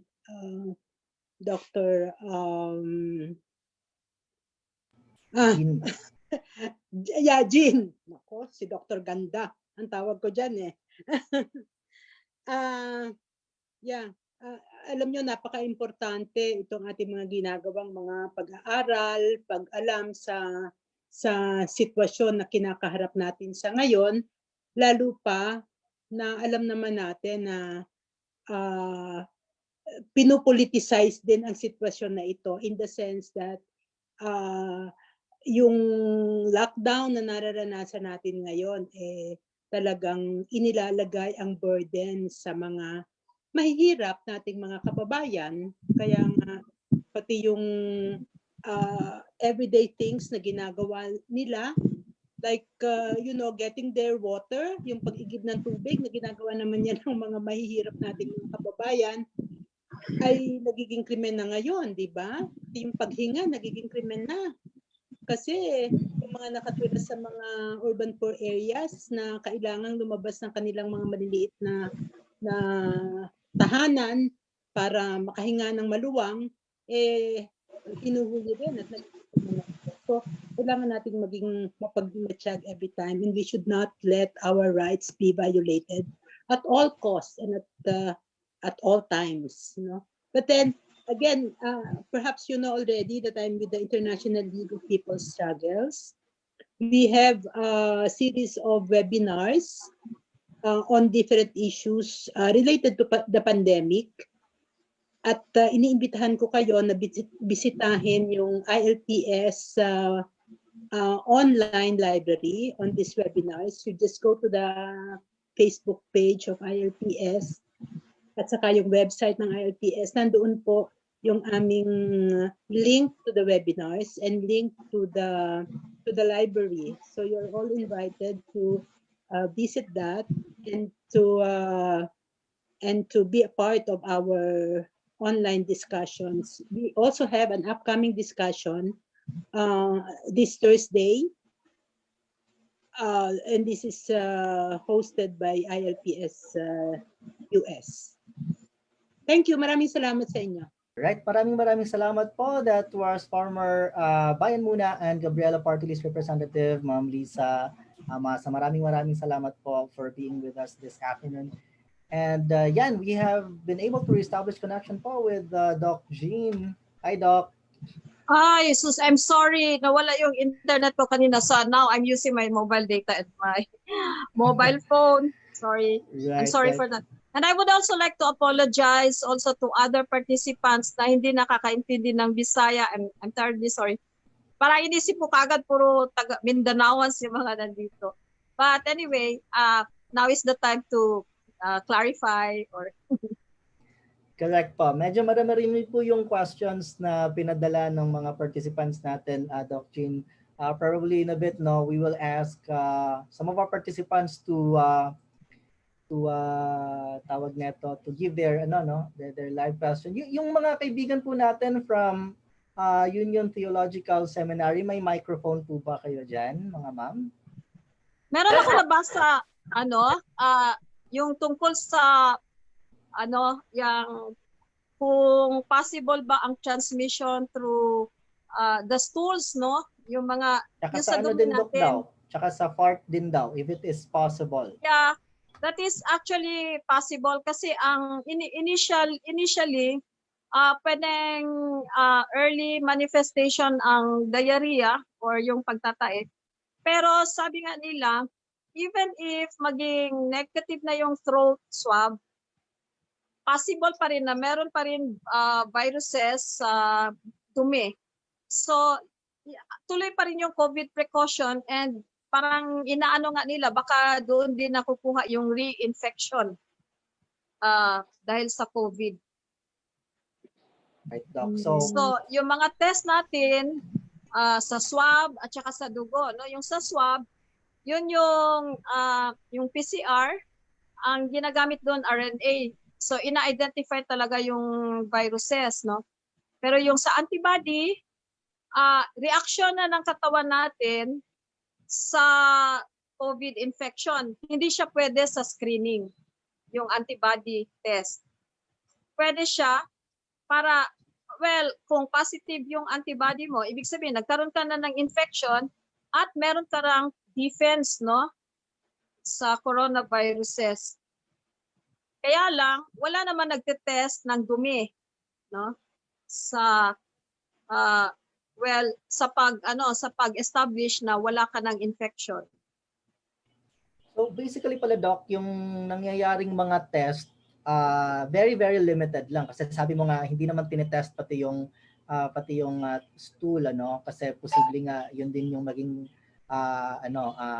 sanhi ng pwedeng makahawa So ano ba yung pangkabuang larawan or picture of yung testing po nitong COVID-19? Yung testing kasi, like tingnan natin sa ibang halimbawa India is now testing all patients na admitted sa hospital. So pwede kang may ma-pick up doon. So parang case finding na rin siya. Pero sa atin, hindi naman tayo nag-case finding, hindi tayo nag-screening. So dependent lang tayo sa mga tao na magrereklamo tungkol sa kanilang mga signs and symptoms. So hindi talaga natin ma-pick up lahat, no? So marami pa rin diyan asymptomatic, naglalakad, normal, wala silang signs and symptoms pero posible silang nakakahawa pa rin. So tayo, yung testing natin targets mga 2 million, hindi pa tayo nakakalahati. I mean, meron pa, hindi tayo umabot ng 1 million, no? Sinabi ko nga kanina, mas marami pa ang nahuhuli kaysa na test. Tama yan, Doc. Speaking of yung medyo kakulangan natin sa testing, I think ang pinaka weakness natin dyan is that medyo we are not able to mass produce nga our own testing kits maliban doon sa dinevelop ng UP. And the government through the DOH has actually ordered various testing kits from other countries. But there are reports po na medyo yung iba yata, specifically yung mga nanggagaling sa China, may not actually be very accurate and reliable. Any comment on this po, Doc? That's true. That's true. Posible na na yun yung mga reklamo sa ibang from other countries, no. Pero marami naman tayong hindi naman China lang talaga yung source ng ating mga test kits. Doc, very curious lang yung ibang tao. Kapag ka, for example, you get tested sa kasalukuyang kaayusan po, will the testing be for free, and yung mga succeeding mga tests po as well as yung treatment, will these all be free? Kasi may mga naririnig po tayong balita na million yung bills. Yeah. So far ganito, yung sa gobyerno most likely free sila. Pero yung halimbawa nasa private hospital ka, katulad nung yung hospital namin parang we are toying with the idea of buying, investing on the PCR machine para makapag-test kasi syempre yung mga papasok, yung gusto magpapa-opera kahit na yung pilit ba na operahan sila kahit na hindi sila emergency, then we really have to establish na talaga namang negative sila kasi ayaw namin i-risk din yung safety ng pasyente. Sa amin din yung safety namin. So sa private hospitals, we have to pay. O yung mga nagpapa-admit halimbawa sa St. Luke's, hindi naman siguro, I assume they pay. Kasi yung ang designated naman talaga are government hospitals. Yes, Doc. So kung sa public or government hospitals, maaasahan po ba natin na libre ito? I think so. Kasi so far, yung mga meron ako mga kaibigan na fina-follow up ko habang admitted sila, COVID positive sila, admitted sila. So, chinachat ko sila. So far, hindi sila reklamo, pinabayad sila ng test or something. Wala pa namang ganong reklamo. Dito sa Davao City. Alright. So far dito sa Davao, medyo okay pa. Wala pang ganong may tanong po si Christine Himungala, bakit po ba daw real-time polymerase chain reaction ang pinupush? At although nabanggit mo rin to kanina, bakit hindi pwedeng rapid antibody tests? Bakit hindi pwedeng rapid testing? Kasi yung RNA, yun talaga yung yun talaga yung ginagamit para mag-identify yung coronaviruses, no? Yun ang ginagamit for screening, no? Pero syempre hindi 100% yun. Hindi naman lahat ng negative are true negative. Pwede ka pa rin magkaroon ng false negative kasi halimbawa na hindi pa ganun kadami yung viral load, so wala ka masyadong na-pick up, or meron sinasabi rin na mas marami ang viral load sa nasal kaysa throat swab. So yung mga ganyan na mga technicalities din. Pero yung antibody test kasi, it will take some time. So magkasakit ka, pumasok yung microorganisms sa katawan mo, and then your body reacts, no? Gagawa siya ng antibody para in the future infection, meron na naman papasok yung same microorganism, meron ka ng defense. That will take time bago ka magka-positive ng antibody. So, kung positive yung antibody mo, ibig sabihin, nagkaroon ka nga ng infection. Pero, hindi siya pwedeng gamitin for screening. Kung gamitin mo siya for screening, it will be too late na. Ibig sabihin, nasa late phase ka na. Nag-recover ka na. Yun yung implication ng mga tests na yan. Right. So kinakailangan po talaga yung RT-PCR, and although medyo for screening. Gaano po ba katagal yung result? Kasi yung iba marami posthumous na nakikita natin yung resulta nila na positive pala sila sa COVID-19 pero patay na yung pasyente. Yeah, kasi naman pinapadala pa sa RITM talaga lahat yung syempre, nandito yung mga kits, okay? Nandito mga ginagamit, mga reagents, whatever. Pero ang final say, syempre doon pa rin sa RITM. Yun ang official na reading. Okay, Doc. So, of course, recognize din po natin, kasama natin online si Dr. Noemi Aquila at Pastor Egmideo Aquila of UMC Singapore. Hello po sa inyo dyan sa Singapore. Patuloy lang po natin yung question, Doc. Dahil po sa napakababa pa rin ng rate ng ating testing, ng tracing, and then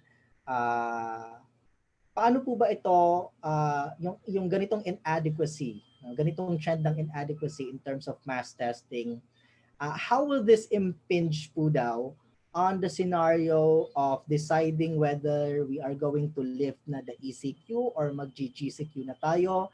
And what is your take on the future of lockdowns continuing?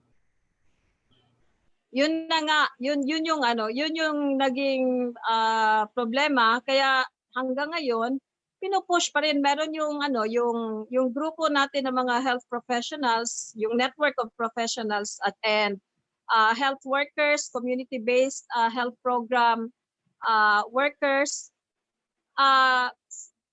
Parang sinasabi talaga natin na wag masyadong umaasa lang sa ECQ at wag masyadong diretso sasabihin na okay, modified na kami.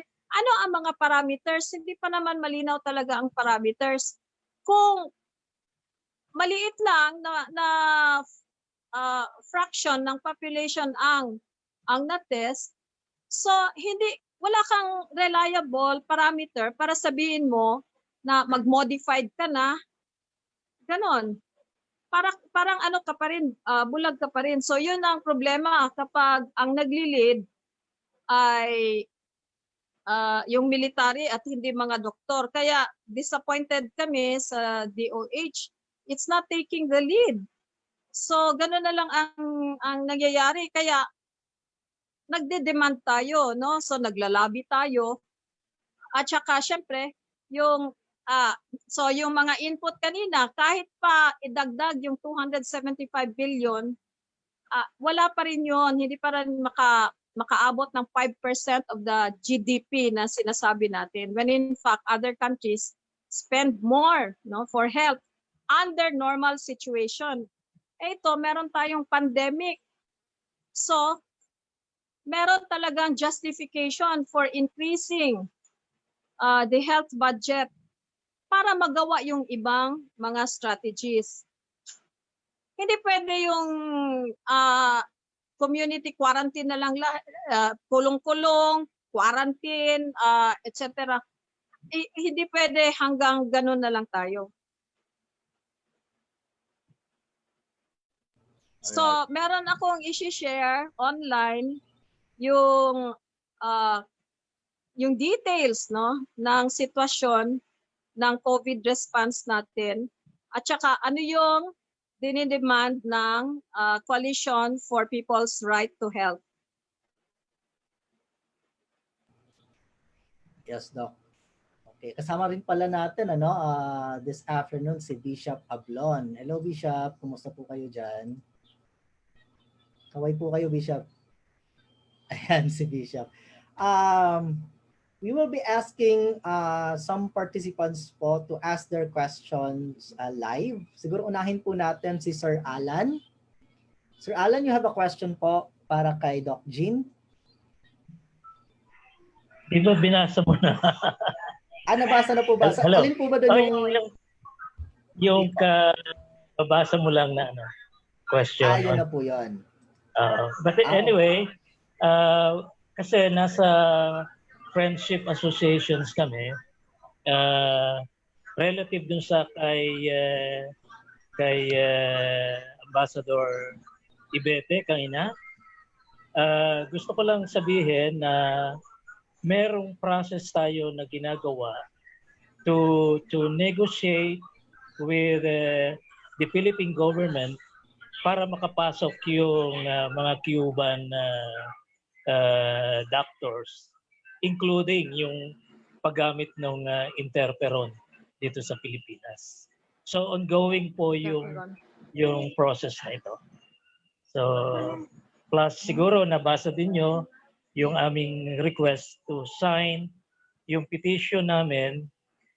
This is a global petition for the United States and also address to the United Nations to lift yung sanctions and embargo sa Cuba, sa Venezuela, sa Iran, sa iba pang mga bansa na ginagamit ang sanctions and embargo para lalo pang, di ba?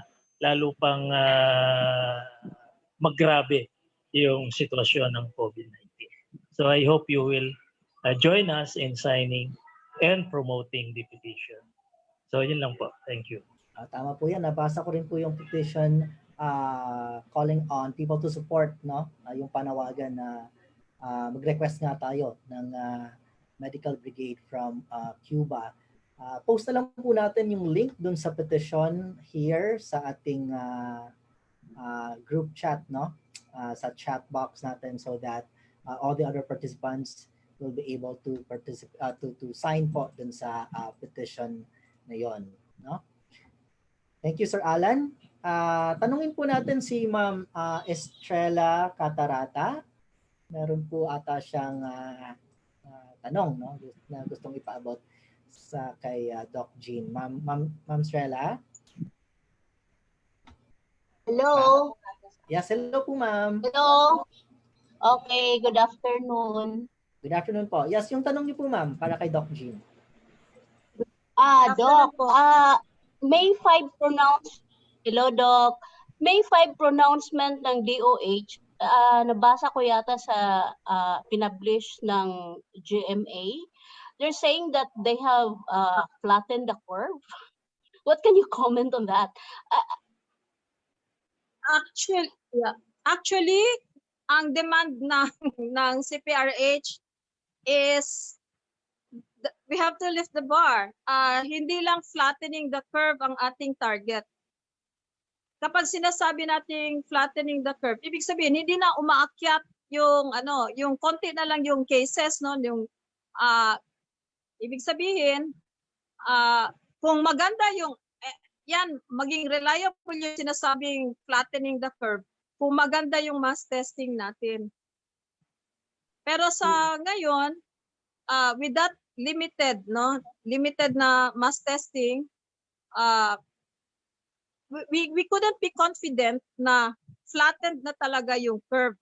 Kasi kapag, well, when you are in the medical world, gusto pa rin natin ng yung evidence-based pa rin yung sinasabi nating nag-flatten na talaga ang curve.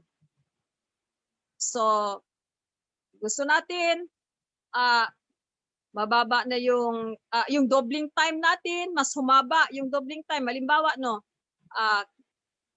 kung dati ang doubling time natin 3 days, no? Kunwari, nag-start ka with 3 patients, pagkatapos naging 6 siya, pero nangyari yan within 3 days. Tapos the more mahaba yung yung doubling time, ibig sabihin kumukonti na rin yung mga nagkakasakit. Pero all those things, maging reliable siya kung maganda talaga, kung talaga enhanced yung ating mass testing. Pero ang enhanced sa ating quarantine hindi yung mass testing. Yung ating, syempre, dapat maganda rin ang surveillance natin. Dapat nag-case finding din tayo. So, hindi kami confident.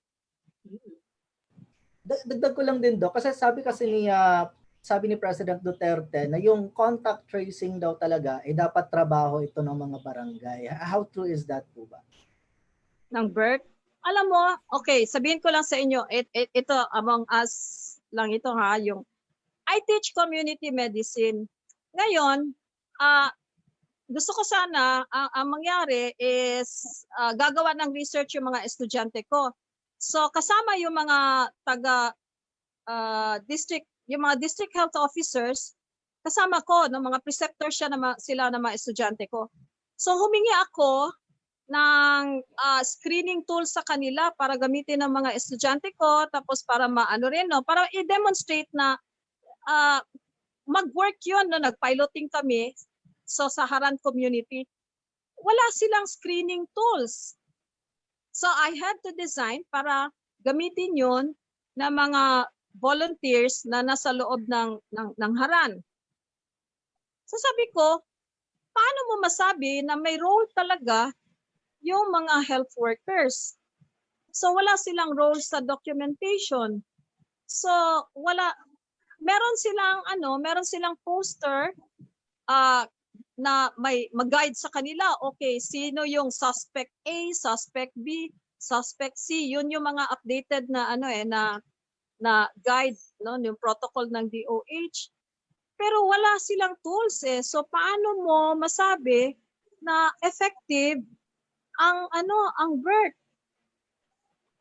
So meron hotline. So kung hindi ito na-document, halimbawa ang BHW kasi sila yung first line. Wala silang documentation ngayon. How do you expect them to do surveillance? Ang contact tracing, okay, ginagawa naman yung contact tracing. Pero gaano siya parang hanggang contact tracing na lang ba tayo? Hindi ba talaga tayo mag-case finding? Sa Cuba, yung mga medical students, nag-house to house sila. Tinitingnan nila kung may mga nagkakasakit doon sa mga bahay na yon, ganyan. So case finding talaga yan, screening ang mangyari. So most likely mas na-manage nila, no, nare-refer nila sa kanilang treatment facilities. Wala akong nalaman na ganong mekanismo. Yung mga students namin, wala, mga lang yan, keyboard learners lang yan sila. Nagtatrabaho ngayon yung mga first line, pero we cannot even touch, hindi namin ma-pilot yung barangay or yung family cluster na under ng City Health Office. So, yun yung So, ang ginawa naming pilot is yung sa Haran. Natulungan tuloy yung mga di ba, yung mga lumad na naka-sanctuary sa Haran. So, yung mga students ko nakapag-respond sila. Sabi ko, kayo ang DOH, paano ninyo gawin na protected itong community? Hindi sila magka-COVID. So, ginawa lahat ng mga estudyante at the same time, nagre-research sila. Malaking tulong sa kanila yung mga health volunteer, no? Pero sa BERT, hindi namin nagawa. We really intended to help pero mukhang wala kaming access doon. Yun lang ang basis ko. Okay, as an academe na nagtatry mag-engage sa local level, mahirapan kami. Thank you, Doc. May follow-up question po yata si Ma'am Estrella. Ma'am, follow-up question niyo po. Doc, follow-up question. So are you saying that the barangay health workers are not mobilized in this, or sino ba ang supposed na mobilize or mag-task sa mga barangay health workers? Is it the DOH or the LGU? DOH po ba daw o LGU? Doc? Naputol na naman ata si Doc Gina. Anyway, we're taking note of your questions po. Para mabigyan kasagutan po, no? Kasi yun po yung gusto natin bigyang linaw. Kasi medyo nagtuturoan yung iba, no? Dapat trabaho nyo to, dapat trabaho na. Ganyan, no? Anyway, we will again try to re-establish connection with Doc Jean. Kasi mukhang naputol po siya, no? In the meantime, ask po natin si Ma'am May Templa, no? Kasi sabi nga natin, this is the second of a 4-part series of Mindanao Online Forum organized by Balsa Mindanao and the Sisters Association in Mindanao, or SAMIN, ano? What are the topics that we should look forward to? Tawagin po natin si Ma'am May Templa. Ma'am May?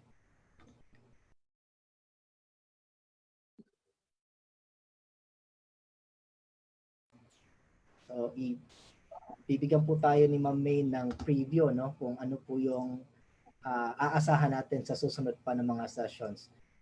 Yeah, before that, I would like to mention, or we have to really greet and offer our thanks to Dr. Jean Lindo of Panalipdan and CBHSA Mindanao for imparting with us the scientific knowledge and experiences on COVID-19, handling insights in handling COVID-19, and her insights and wisdom in holistic and community medicine, public health, and climate change, and most especially on her discussion on the social and political economic factors, actually the social determinants of health that govern how health or illness moves through our communities. Our sincere appreciation and thanks to the Ambassador of Cuba to Brunei, Philippines, and Malaysia, Her Excellency Ibete Fernández Hernández, for enlightening us on Cuba's health system and governance, medical nationalism, global solidarity missions to fight COVID-19, and Cuba's glaring improbable medical prowess in the world through its biotechnology expertise. Of course, we would like to recognize the registrants of the participants of this forum. Thank you for joining us. Last but not the least, we are blessed with our partner, Samin Sisters Association in Mindanao. Thank you for your contribution. Indeed, we have made connections, the interrelatedness of health, ecology, climate change, and thus deepen our grasp of social determinants of health vis-a-vis governance. And we want to sustain our efforts online. And for the next topic, on May 8th, the same time, 2:30 to 5, topic 1 is on socio-economic impacts of COVID-19 in the Philippines with Rosario Guzman, the head of Ibon Foundation's Research Department. Ibon is a think tank that conducts studies on most urgent social, economic, and political issues confronting the Philippine society and the world. And second topic on May 8th is on international migrant workers, an unprecedented health and social crisis with Annie Lestari, a domestic worker from Indonesia, abused in Hong Kong in 1999, which turned her into migrants' rights advocate. She was the speaker of the first ever United Nations Summit on Refugees and Migrants in New York last 2016, and she's the current chairperson of International Migrants Alliance, or IMA, a global alliance of organizations of grassroots migrants, refugees, and displaced peoples with more than 120 member organizations from more than 30 countries worldwide. For the third topic, the Bayanihan to Heal as One, Law and Human Rights, with speaker from the Union of People's Lawyers in Mindanao, or UPLM. UPLM is a voluntary organization of lawyers, law students, and paralegals that provides pro bono lawyering services to human rights organizations and human rights defenders in Mindanao for more than a decade. So those are our topics to be covered by the next session on May 8th, same time, 2:30 to 5 in the afternoon. Yeah, thank you, Ma'am May. So very good topics to look forward to, no, sa ating susunod na mga sessions. Before we formally close our session for today, because unfortunately we weren't able to re-establish connection, no, with Doc Jean, hingan po natin ng another song, si Edgy Oyanguren from Tubao and the Concerned Artists of the Philippines. Edge?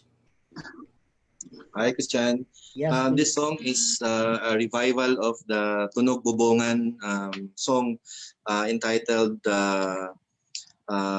Salupungan. So this is our song for Mindanao, and the music video was sung by the Dulaang UP with Tirso Cruz III. So we'll also be sharing the video with you, so you would enjoy and you would also learn from the video.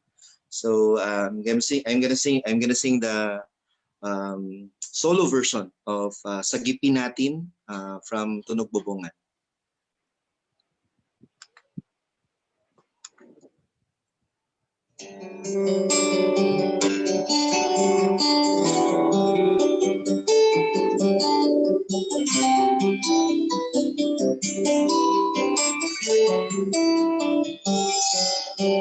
Ang buong mundo'y binabalot ng pangamba at matinding takot. Paano ito lalabanan at tuluyang malagpasan? Kailangan natin ang kapwa natin, saan man tayo naroon. Pilipino tayo, pinag-isa. Tayo'y magkadugo. Ang karamdaman ng ating bayay ay tagal nang pinabayaan. Hindi ng kalunasan, bawat isa'y pinatawagan. Kailangan natin kapwa natin, saan man tayo naroon. Sama-sama tayo, harapin natin ang pagsubok na ito. Damhin natin ang daing nila. Sa gitna ng bayang naturusa, magsama-sama tayo tumindig, hawiin ang ulap ng nagbabadyang panganib. Hindi itong pinangarap natin na umagahang gigising sa atin. Magsama-sama tayo, pagalingin. Ngayon man ay mahina, bukas palalakasin.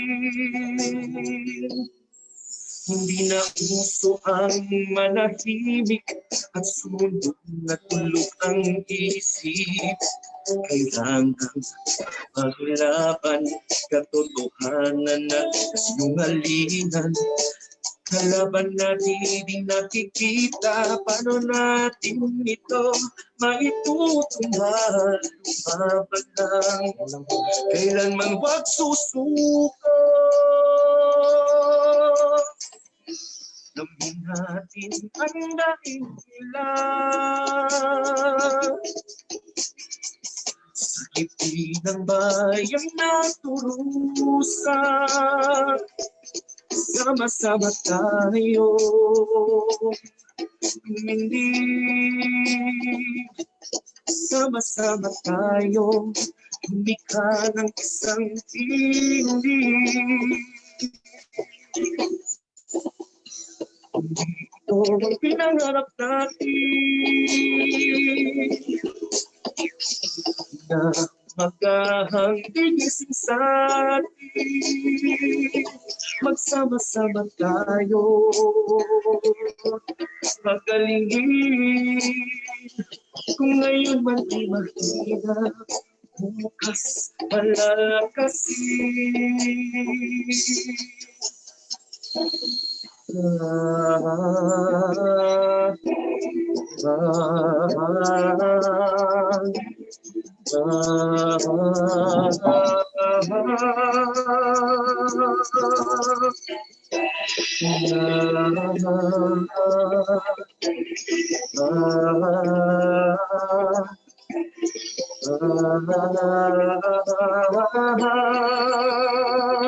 Pagkakaisa sa lipunan, iba-ibang katawagan. Sa lipunan, panagiusan. Sa lipunan, pagkakaisa.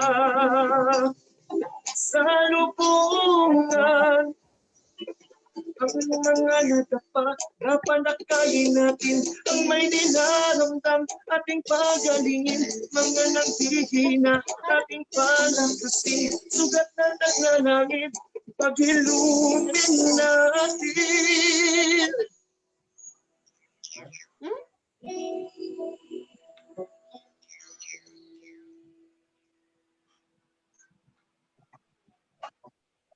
Thank you very much, Edge. Yan Salamat po po. rin, no? Napakagandang rendition po. Napakaganda po ng mensahe nung awitin, ano? Salubungan is actually, what does that mean, ang salubungan? Pagkakaisa, parang ganun, ano? Salubungan is pagkakaisa, and it also Pagkakaisa. happens to be the name of the school of our lumad in Mindanao. That is right. Okay. Yan po. So maraming salamat po sa lahat ng participants natin. At of course, sa atin pong mga naging speakers, ano, si Ambassador Hernandez kanina from Cuba and Doc Jean Lindo. Kaso kapos na po tayo sa oras. I know that there are so many questions still we are receiving from our participants. Huwag po kayo mag-alala. We will take note of your questions. Please leave your email address, no, along with your comments or your questions dun sa chat box natin. And if you're watching our live streaming via Facebook, you can still send us your questions via the comment section. Pakilagay lang din po yung email addresses ninyo, no? Or you can just send it as a message para hindi makita yung email address ninyo. And then Balsa Mindanao will email to you the answers as soon as masagot po ng ating mga speaker. Maraming salamat din po kay Ma'am May Templa, no? At sa lahat ng ating partners, ang Balsa Mindanao at ang Sisters Association in Mindanao for organizing this forum, lalong-lalo na po dun sa mga participants natin all the way from abroad, no? Nakita ko kanina meron tayong participants from syempre nasa Malaysia, no? Si Ambassador. I think we have from US, Singapore kanina, at ibang bansa pa po na hindi natin na-mention, no? So muli po, ito po si bago pala, no? Mag-ano muna tayo, picture taking po muna. So we would like to request everyone to turn on your cameras. Ayan, tapos smile po tayo para makita naman yung mga magagandang faces natin dyan. And we will be requesting the Balsa Mindanao Secretary to please take a photo. Ma'am Estrella, hindi po naka-on yung ano nyo, ma'am. Tsaka si Sir Alan po. Ayan, para po sa photo op natin. Sir Alan. Okay, picture po tayo. Teka lang, medyo hanap po na ako ng angle na maganda. Okay, pwede na po siguro. Okay, 1, 2. Okay, isa pa. 1, 2. Okay, maraming salamat po for participating in today's online forum. Ayan, kaway-kaway po tayong lahat. Kita-kita po tayo ulit on March 8, same time, same channel. Para po sa susunod nating talakayan, hinggil pa rin po sa COVID-19 pandemic and this the response of our people. Maraming salamat po ulit. Representative Lisa Masa from ILPS, kina Bishop Ablon, sa mga pastors po from UMC, iba-iba pong mga religious organizations, MA Sisters, MMS, at lahat po ng dumalo ngayong hapon na ito. Wow, may flag ng Cuba at nandyan pa si Che, no? Maraming salamat po sa inyo. Muli po, ito si Christian Espinoza mula po sa Paglaong Philanthropic Development Office of the Missionaries of the Assumption. Sa ngalan po ng Balsa Mindanao at ng Sisters Association in Mindanao na nag-organize ng Mindanao Online Forum na ito. Maraming salamat po at patuloy po tayo sa ating mga advokasya para sa mamamayan at sambayan ng Pilipina. Mabuhay po kayong lahat. Gandang hapon po.